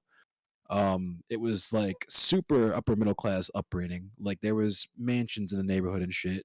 The road that I lived on was called Rolling Road, and it was named that because that's where the slaves used to roll the barrels and hogsheads from the relay. Because the town was called Relay. They used to roll the barrels from the relay all the way to the harbor to Fells Point. And the town's called Relay because the train relay was there. The early trains were not steam powered or coal powered. They were drawn by horse, and you had to change the horses out there. That's why it was called Relay. Lots of French people. There's a place called Saint Denis there. Basically, lots of old white money there. So that influenced my very, very early upbringing. But by the time I hit middle school, high school, I was talking to the people from the trailer parks and shit because they were always way more interesting than the nerds from where I was from. So I was doing hood rat shit, going mudding, lighting shit on fire, all that shit by then. So that's the interesting thing for me. Like I said earlier in the panel, like I didn't start saying the N word. I wasn't comfortable. You see how chocolate midnight my shit is, and I wasn't comfortable saying the N word until I was like 22, 23, just because I was colonized as fuck. My upbringing was so white. All my friends were white. And I had one of those moments that we talked about where you realize, you wake up one morning, something happens, whether it's like a Facebook comment or an offhand comment at a bar or something, where you realize, holy shit, I'm fucking surrounded by white supremacists, and it changes how you move. But that's kind of where I'm coming from. Black culture is whatever black people want it the fuck to be, because really there's really no such thing as the black community. At the end of the day, it's really just a bunch of smaller communities who come together to talk about this kind of shit occasionally and just kind of party and do us the rest of the time. And I guess that's the only thing I would really impart, is that's what black culture really encompasses. We just want to do the same shit everybody else does: make dope art, make dope food, and fucking party and chill the fuck out and vibe. That's literally it. I'm Endless Cemetery. I'm a black anarchist. I play video games. I play fighting games. I play shooting games. I do whatever. I talk about leftist politics, black issues, black history, labor history, anarchist stuff, black anarchist stuff. If you want to find all of my social media, my stream, I don't want to just like go through the whole list because I did that last panel. It's really fucking tiring. I don't feel like doing it again. But twitch.tv/endless cemetery, and you can go there and see my YouTube, my TikTok, my Twitch, my Instagram, and my Facebook. My Twitter is twitter.com/mfendless. I'm going kind of crazy on there. I've been going kind of crazy on there since Friday. I won't lie. I'm a little embarrassed about it, but also at the same time, I'm doing me. So yeah, that's all my time. Shout out Paradigm Shift, shout out Bink Princess, shout out Car YZ, shout out Black Red Guard, and yeah, I'm black. I gotta shout out people I love.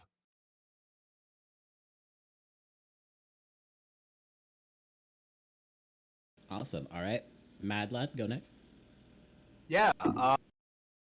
So this moment where you realize that people are like actually racist around you, that seems so fucking universal, isn't it? Like we can all have like all sorts of things that like encompass black culture, but like that is everywhere. Yeah, I'll never forget that. For me, I grew up in a very white area, colonized, assimilated, etc. So I'm not that black. Didn't doesn't have that ring to it because I just didn't know anyone who would say that, right? Like anyone of color where I was very specific. Like it was very obvious who's white and who's got a different skin tone, and like I was the only mixed kid in my school, so like I didn't fit in with anyone, right? Like I didn't have a home. I just didn't have a home, and that just kind of kept that white face on for me. So I mean, there's a lot to explore here, and I guess we don't have much time, so I can't really get into it too deeply. So it's a shame. I actually really had a good time being here and talking with everyone. Last time we did closing, Endless took the time to ask. No, not Endless. Independent. The Thought took the time to ask 3 questions, so it took another 10 minutes. You're fine. Like, okay, cool. If you want yeah, I know, but we're already running like an hour over, so I can't really. Like, I got stuff to do too. Oh, yeah, no, I'm starting a show. I didn't even plug this yet. Holy shit, there's a show that's starting. Okay, so I've got my stream. Like, what? Okay, like I literally have to do this work. Okay, so I've got my stream, which is twitch.tv/badladen. I'm gonna post this here, and then I gotta plug my show. So you guys are familiar with the Blizzard strikes, right? Like Activision Blizzard had the sexual harassment stuff happen, et cetera, et cetera, et cetera. The person who led the strikes is Jessica Gonzalez. Me and Jessica Gonzalez are starting a fucking Twitch show. It's a big fucking deal. Oh, and I haven't talked about this shit at all. What the fuck's wrong? Okay. God. How did you not tell us this at the beginning? I don't know what I'm doing. Look, I was just doing my thing, all right? All right, hold on. Let me stand up for this shit. Yeah, so she's Tech Chess on Twitter, and we've just been setting up the show. It's starting on Sunday. It's called Weekly Stand Up. If you could shout that out, that would be amazing, Kat. I really appreciate it. I also threw it inside of our chat, so the one that we all have, so that everyone can. Yeah, I should like send that. If we get like as many follows as possible, like there's like 20 people here. I don't know how many people are watching the other streams, but like we literally just launched this channel. So if we can get all those follows, we'd really, really appreciate it. And we're going to be talking about game development and workers' rights in game development. So we're going to be doing interviews, and like it's like a really nice setup. We've got tech rehearsals for the fucking stream. Like, this is going to be like a fucking big deal. And I didn't talk about it because I don't know what the fuck's wrong. So yeah, check out Weekly Stand Up. It's all one word, just one thing. Fucking money. Well, we'll be glad to do it. Absolutely, we've got like all sorts of content planned out. Like, there's going to be a lot of. We're going to be interviewing real people who work in the game development industry and talking about how corporate has like shut them out. And like we've got heavy hitters. So there's Jessica Gonzalez. We've got Joshua Miller, the Mighty Mike, and myself. We're just going to put this thing together. We've got a Discord server and all that other stuff. Yeah, check us out. It's going to be really fucking good. Holy shit. Yeah. Yeah. I don't know what else to say. I don't know. Thank you for not forgetting that, because I just noticed. Yeah. Good. I know. I'm really glad to do this and talk about it. Like, yeah. It's going to be great. Appreciate it, by the way. Thanks for having me again. Always. I think I'm done. Yo, you paid for my brisket. You have unlimited access to panels. Aw. I thought she was going to say unlimited access to something else, and I was like, I am not old enough. Let everybody know. Yo, Madeline. Love for a brisket. Madeline, real quick, I wanted to say that stuff that you were talking about not having a home, bro, link up with more of these panels if you can. This is where we get that shit out, for real. Like, this, what you're saying is shit that all of us are saying, and I think you're starting to feel the weight of getting to say it out loud. You know what I mean? So yeah, hit us up with panels, man. We love having you. You're fantastic. Oh, thank you. I really appreciate it. And yeah, I'll definitely do that, for sure. All facts, no Alex printer. Next.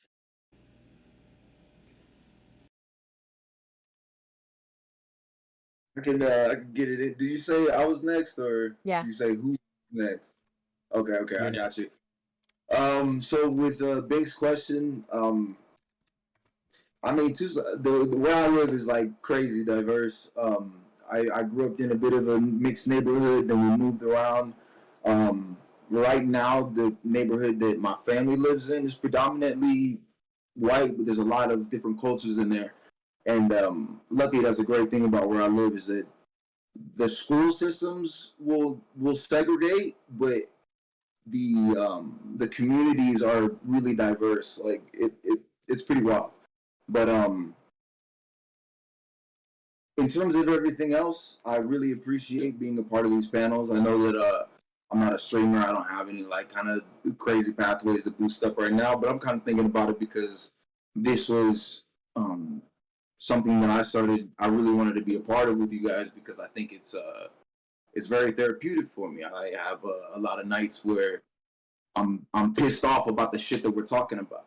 I have flashes to all the times that people have said some wild ass shit to me, and I've never really had the ability to openly talk about it with people that I hold in a really high regard. I fuck with all of you. I'm pretty sure I got almost all your Twitches and everything. You see me in the chats and shit. But I really fuck with you guys, and I really love what you guys are doing. I can't express like my gratitude enough. Like I think that if you guys could build this community up, and like, you know, with Vosh supposed to be coming in today and getting a little bit of cloudy going on there, like I think that would be amazing for everybody because you guys are so fucking talented and you guys have so many different takes on everything. It's us. We all have experience and wisdom to share, bro. It's all I appreciate it. I appreciate it. Like you guys, like there's teachers in here.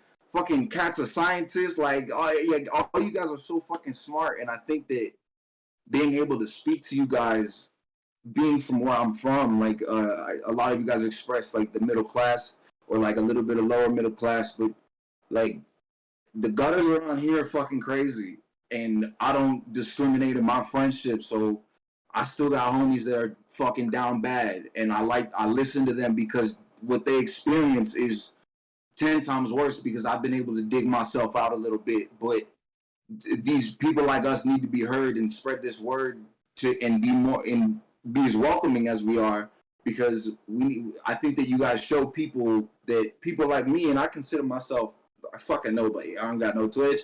I don't got my Instagram has like fucking 50 people. You know what I'm saying? And I got mad art up there. Like I'm a talented motherfucker. I'm about to show you guys my shit.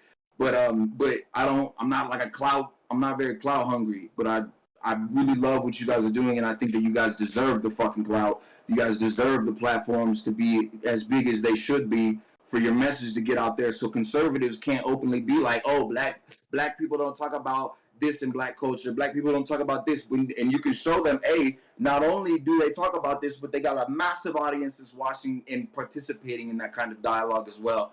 And I really hope that all of your futures pan out that way because you guys are fucking awesome. You too, man, for real. I'm gonna plug your art. I might buy smart off you.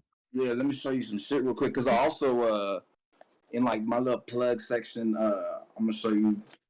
What is it? This real quick. Let me see if I can get a good pan. Ooh, my camera's ass though. Dude, what? That's really cool. Would you like? Do you want my money now or later? Pokemon art, bro. Okay.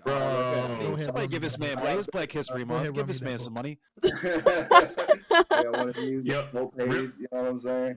Hey, no, seriously, Alex, do me a favor. Anything that you have that's digital, send it my way. I'm tweeting it like every single day. Can I hit you up the drawing? Because it's my 33rd birthday, yo, and I wanna brand a sacrifice tattoo, so I might hit you up for some custom berserk. Oh, I've been designing tattoos. Rest in peace, Keely Tackett. Whoever knows, fucking knows. Great woman, wonderful woman. Look her up. Keely Tackett. Look her up. I worked with her. I've done tattoos for people before. So if y'all want some shit. But also, I wanted to come into this space, and I wanted to do art for a lot of you guys. Whoever wants to have some kind of profile picture for whatever. Whoever wanted to have some kind of I don't really dabble in animation too much, but if you just want some kind of thumbnail for something, and you're reasonable in terms of your expectations, but I'll show you how talented I am. I'd love to be your artist. You know what I'm saying? I'd love that shit. It should be amazing. I thought you were gonna come in with like one of those S's, you know, the ones that we all drew as a kid, and then he hit us with like real art. I was like, oh shit. Oh yeah, I got you, fam. Let me talk about. Let me show you some of this blackness right there. There's a better picture of this on my Instagram. You know. Yo, bro, I ain't even trying to front. That's fucking amazing. Please give this man some money. Check it out on my Instagram. Please send this man some money. Check it out. I do crazy shit every day. Y'all like fucking Naruto? Y'all fucking Naruto? Hey. One take 10 awesome. This is so cute. But I wanted to end on this last note. and you guys have kind of touched on this type of thing. Let me click this to get everybody's names right. So Mad Lad, and Kat, and a little bit of what Honey was talking about. What I love to see is people embrace blackness, and I'm like borderline black nationalist. Not really though, but like in terms of how like the Black Panther Party represented blackness and the strength of blackness, I think that is the most important thing. And I get teary-eyed when I see black people being able to actualize themselves to their full potential, being artists, being speakers, being songwriters, scientists. I fucking love it. And what brings a tear to my eye is people who are not able to do those types of things due to their where they were born, you know. And we touched on a lot about that, but I want to remind everybody: embrace yourself. Embrace yourself. No matter if you're fucking white, whatever. And that's what I was saying in terms of my blackness, is that I'm so fucking proud to be black. I'm so fucking proud to be Mexican. I'm so fucking proud to be white. Like, I love all of it. And I really want people to embrace themselves. And that's why I brought up the I'm not that black thing, because that shit kills me. And I get how people have different understandings of that. But my main thing is embrace blackness in everything. Thank you. And thank you all for having me. Thank you.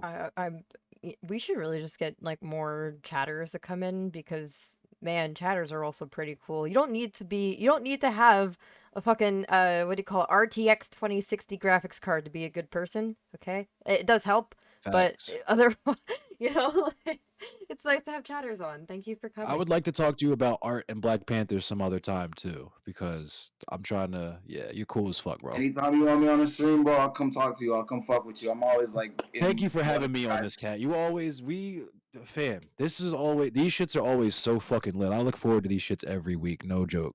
Thank you so much. I literally only stream to do this now. Like, I on the weekends I'm like, I don't want to do anything, but then Tuesday I'm like, what's up?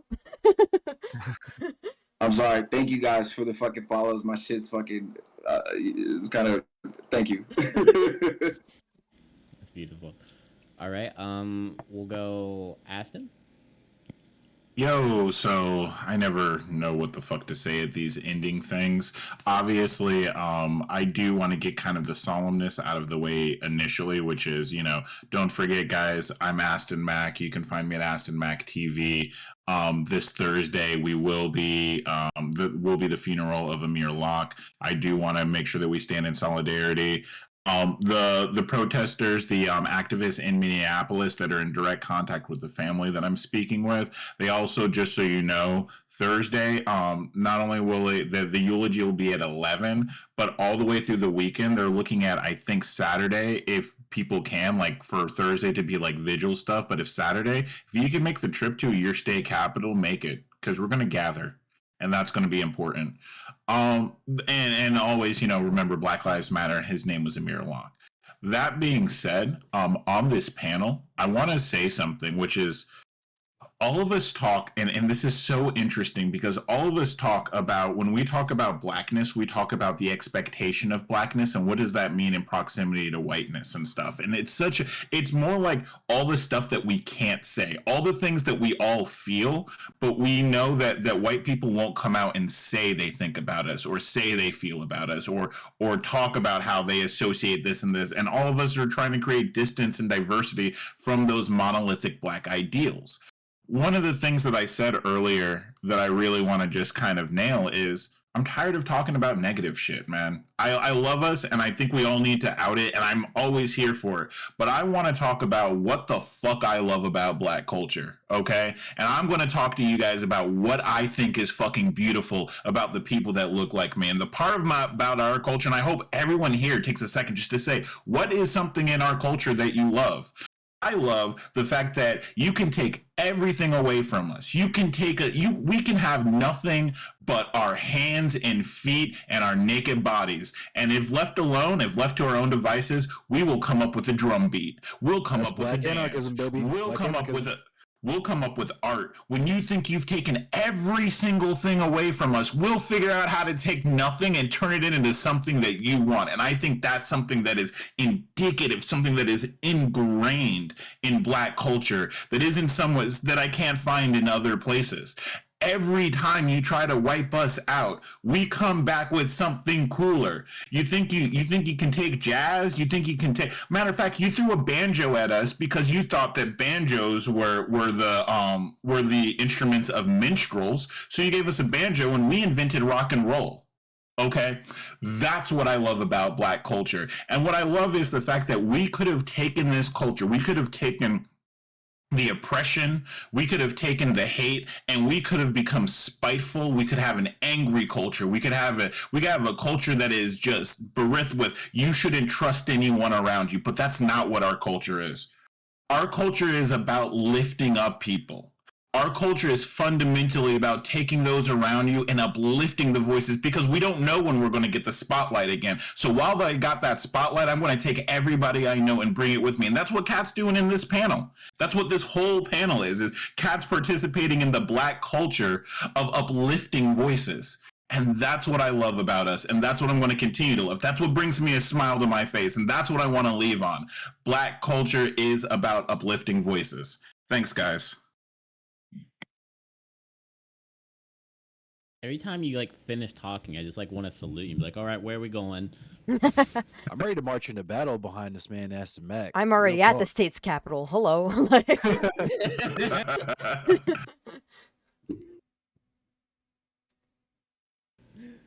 All right, Gamma.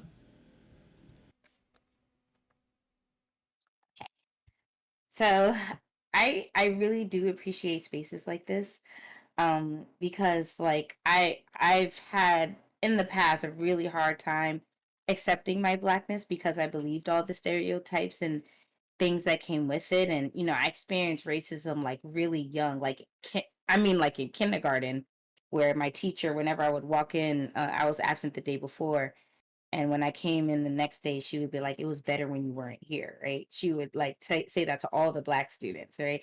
And I always wondered like why that stuck with me. Why do I remember that memory from kindergarten, right?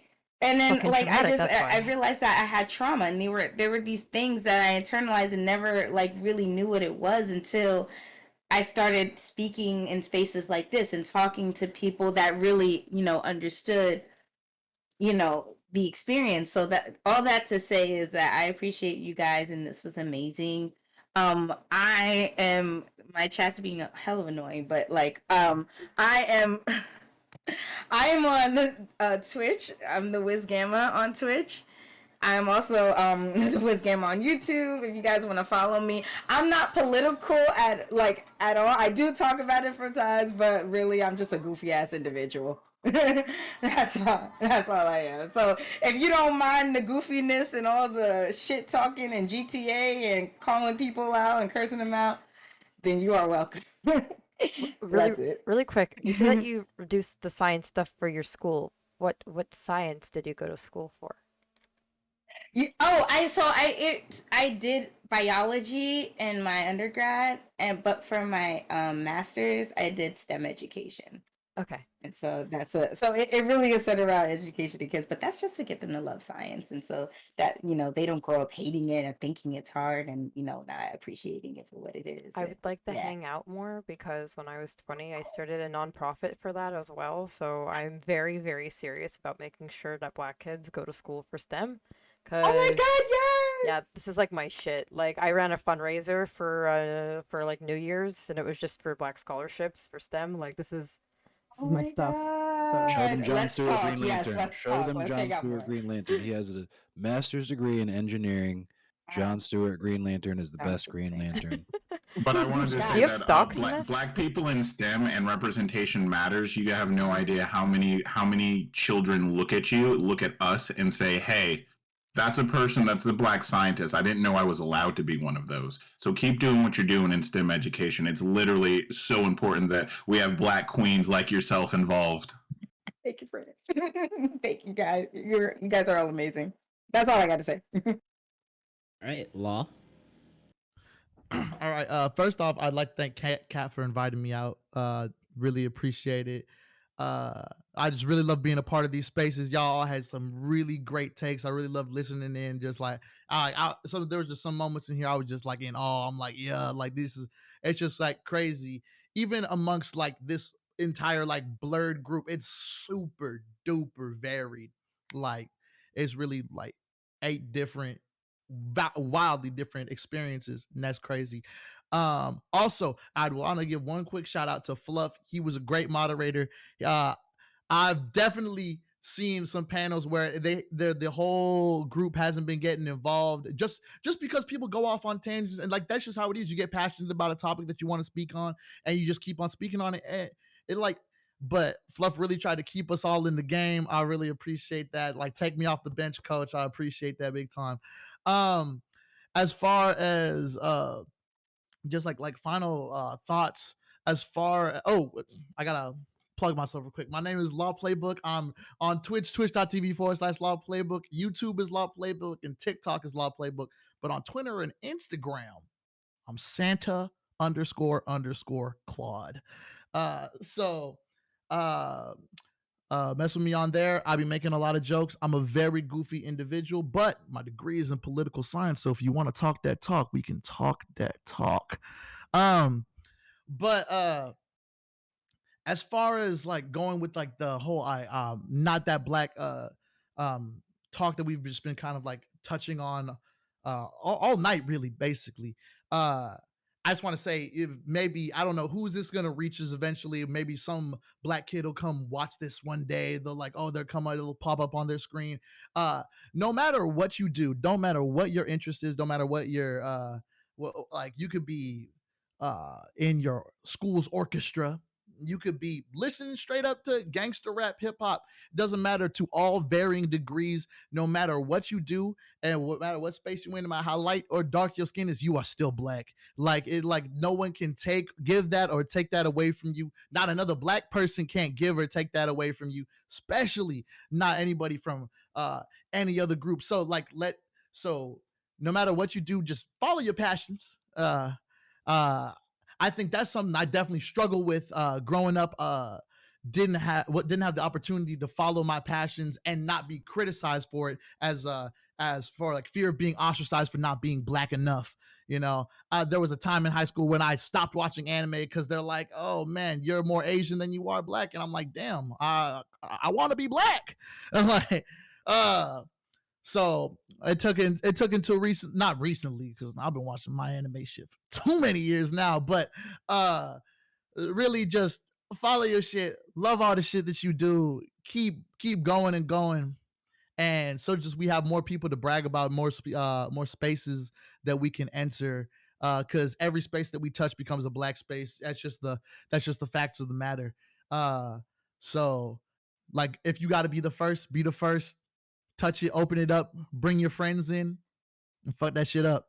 I'm really goofy on Twitch when I'm streaming. All I do is stream like horror games and like story games and stuff. So I just be talking. But if you want to fuck with me, and love y'all. So be black. Peace. So real quick before Kat goes, I don't know why Honey thought she could get away with not mentioning that she's running for Miss New York. And I think I'm gonna plug that in Dylan's chat. I was thinking about that while you guys were talking. So I'm cleaning, but yes, I am competing to go for Miss New York and bring the crown to Brooklyn. So I do have a GoFundMe in BK all day. You already know it. I do have my Instagram Queens is some days. Discord server name Honey. And I do have the GoFundMe link in there, so I would appreciate a lot of help. The next panel is going to be how we stand for you.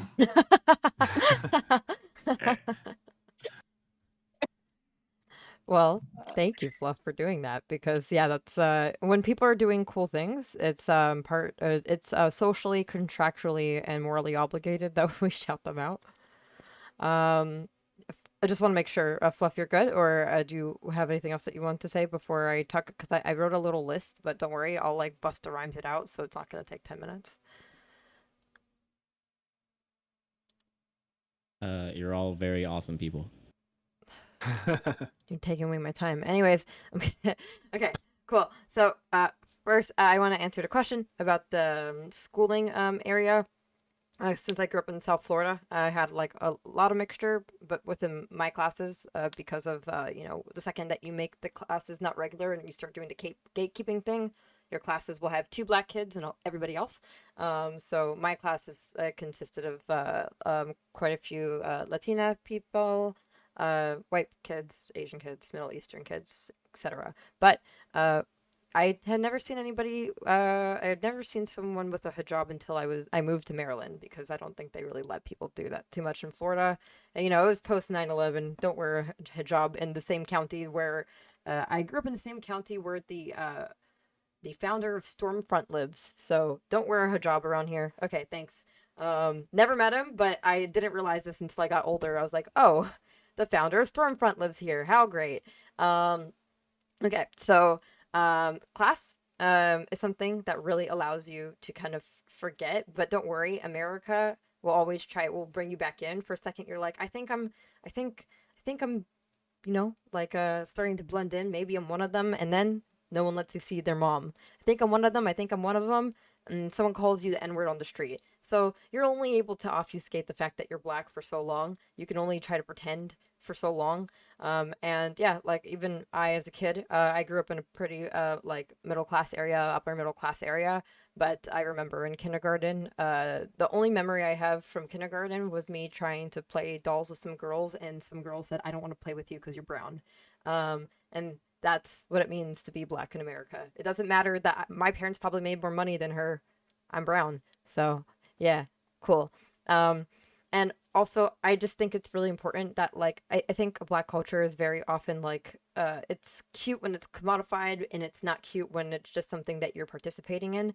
And I think quite often, different types of urban culture are very, very, stigmatized. But don't let anybody, tell you that you have to dress a certain way. When I was in university right before COVID, I was going to have a networking day event where it was encouraged that people from different places actually get to wear their clothes rather than Western clothes. So part of our advertisement for it was friends of mine were wearing their saris. I had a friend that was Thai, and she was wearing her traditional clothing. And I think this is something that we should just generally do more, is look, you only think it's ghetto because there's nothing wrong with my clothing. There's absolutely nothing wrong with my clothing. You're seeing it through the eyes of media telling you all the time it's bad. But just because I'm wearing ripped jeans doesn't mean I can't fucking run circles around you in a math class. So stay mad and do-rags. Yeah, do-rag. I might wear a do-rag, but you best believe I know how to work this machine better than you. And there's nothing about the way that you dress that's ever going to take away the fact that you could probably still do better. Just because, you might speak in AAVE doesn't mean that you can't wax off fucking crazy in an essay. So, it's stupid. You should be allowed to name your kids whatever the hell you want. You should be able to wear whatever the hell you want. And all of us, just... If there's ever a time that you want to wear something else and you're worried about how people are going to perceive you, that's their problem. Stay mad. Now, real quick, sorry, as I said, I did have a list, but don't worry, I'm going through. I think one thing that always gets me very irritated is the whole thing about people generally speaking bad about AAVE.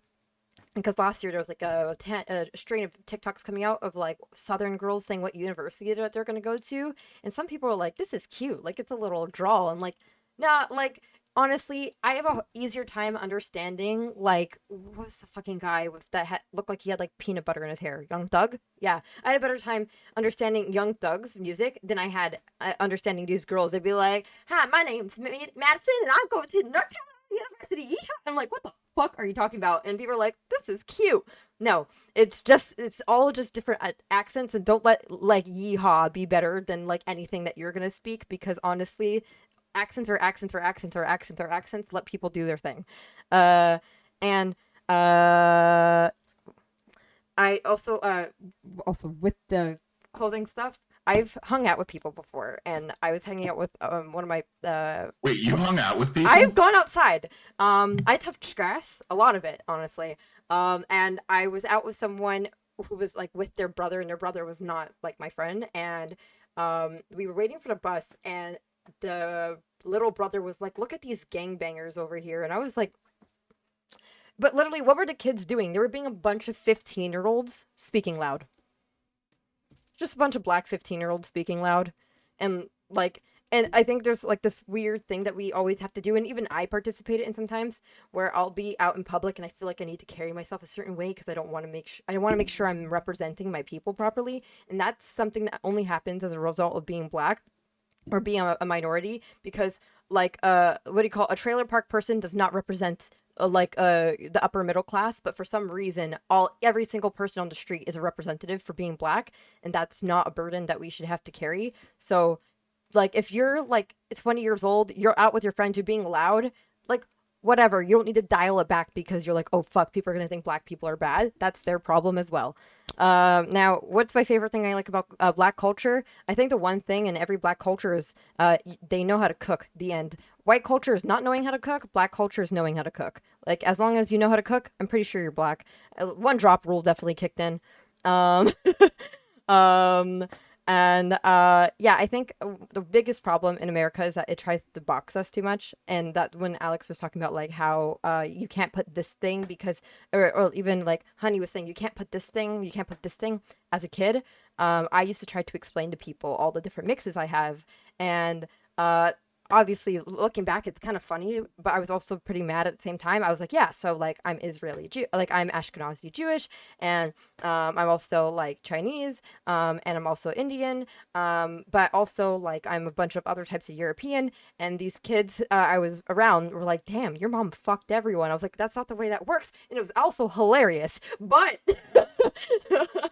but it's just like everybody, they just want to know like one thing.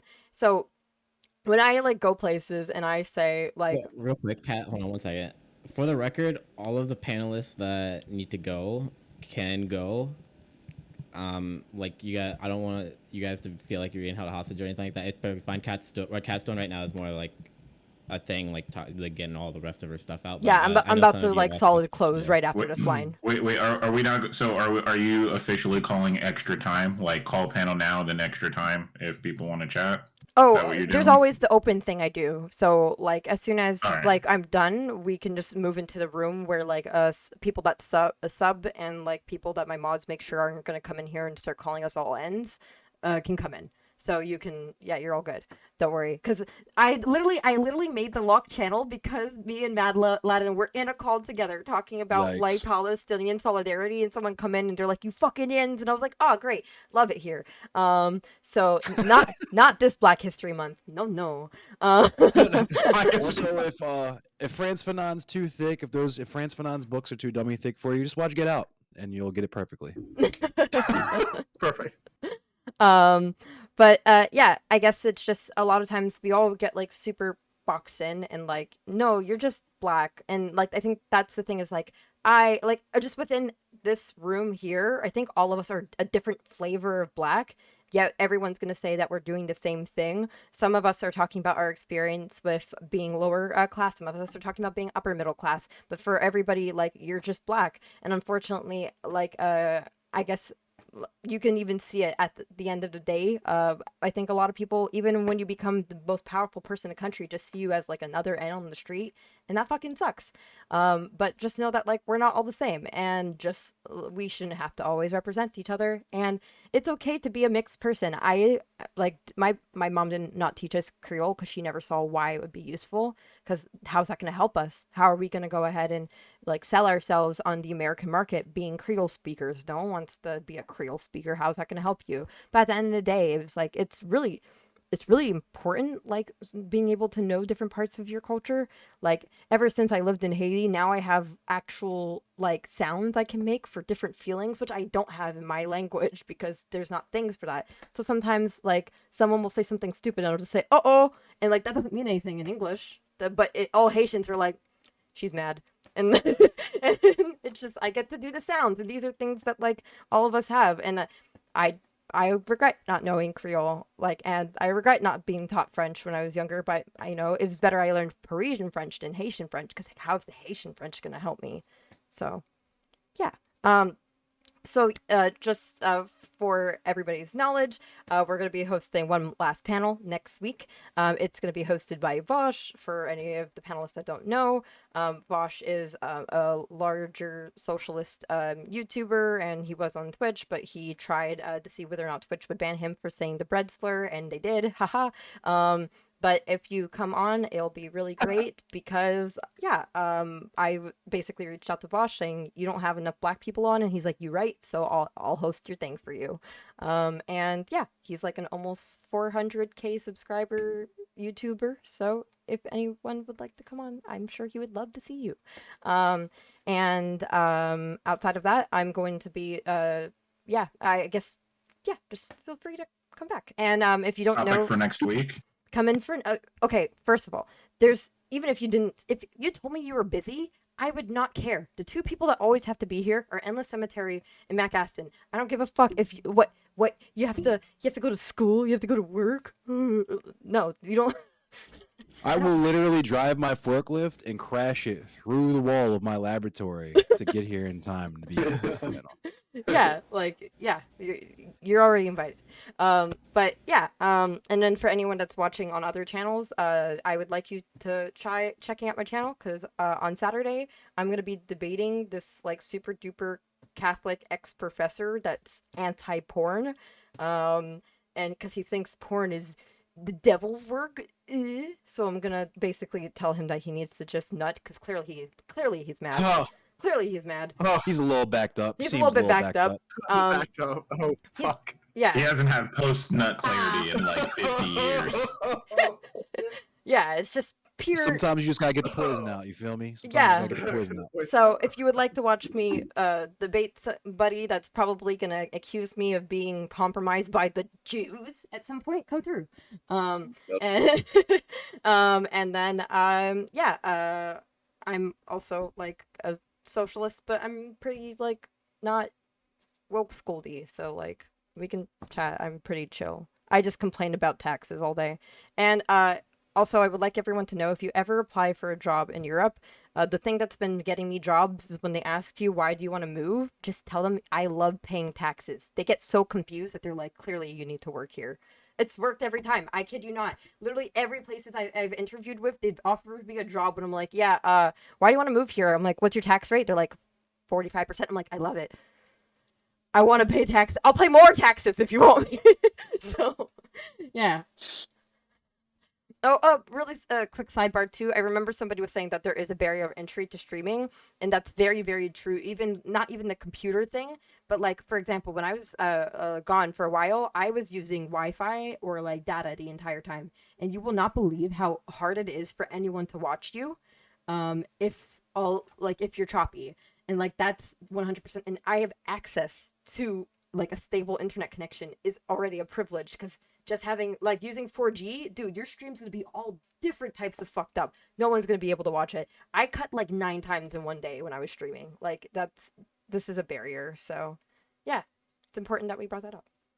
And also, I thank you everybody for being here, and I think everybody that was here was like really, really cool. Thank you. Thanks for having us. It was awesome. I ain't going, Thank but you. I'll see y'all in the flippy.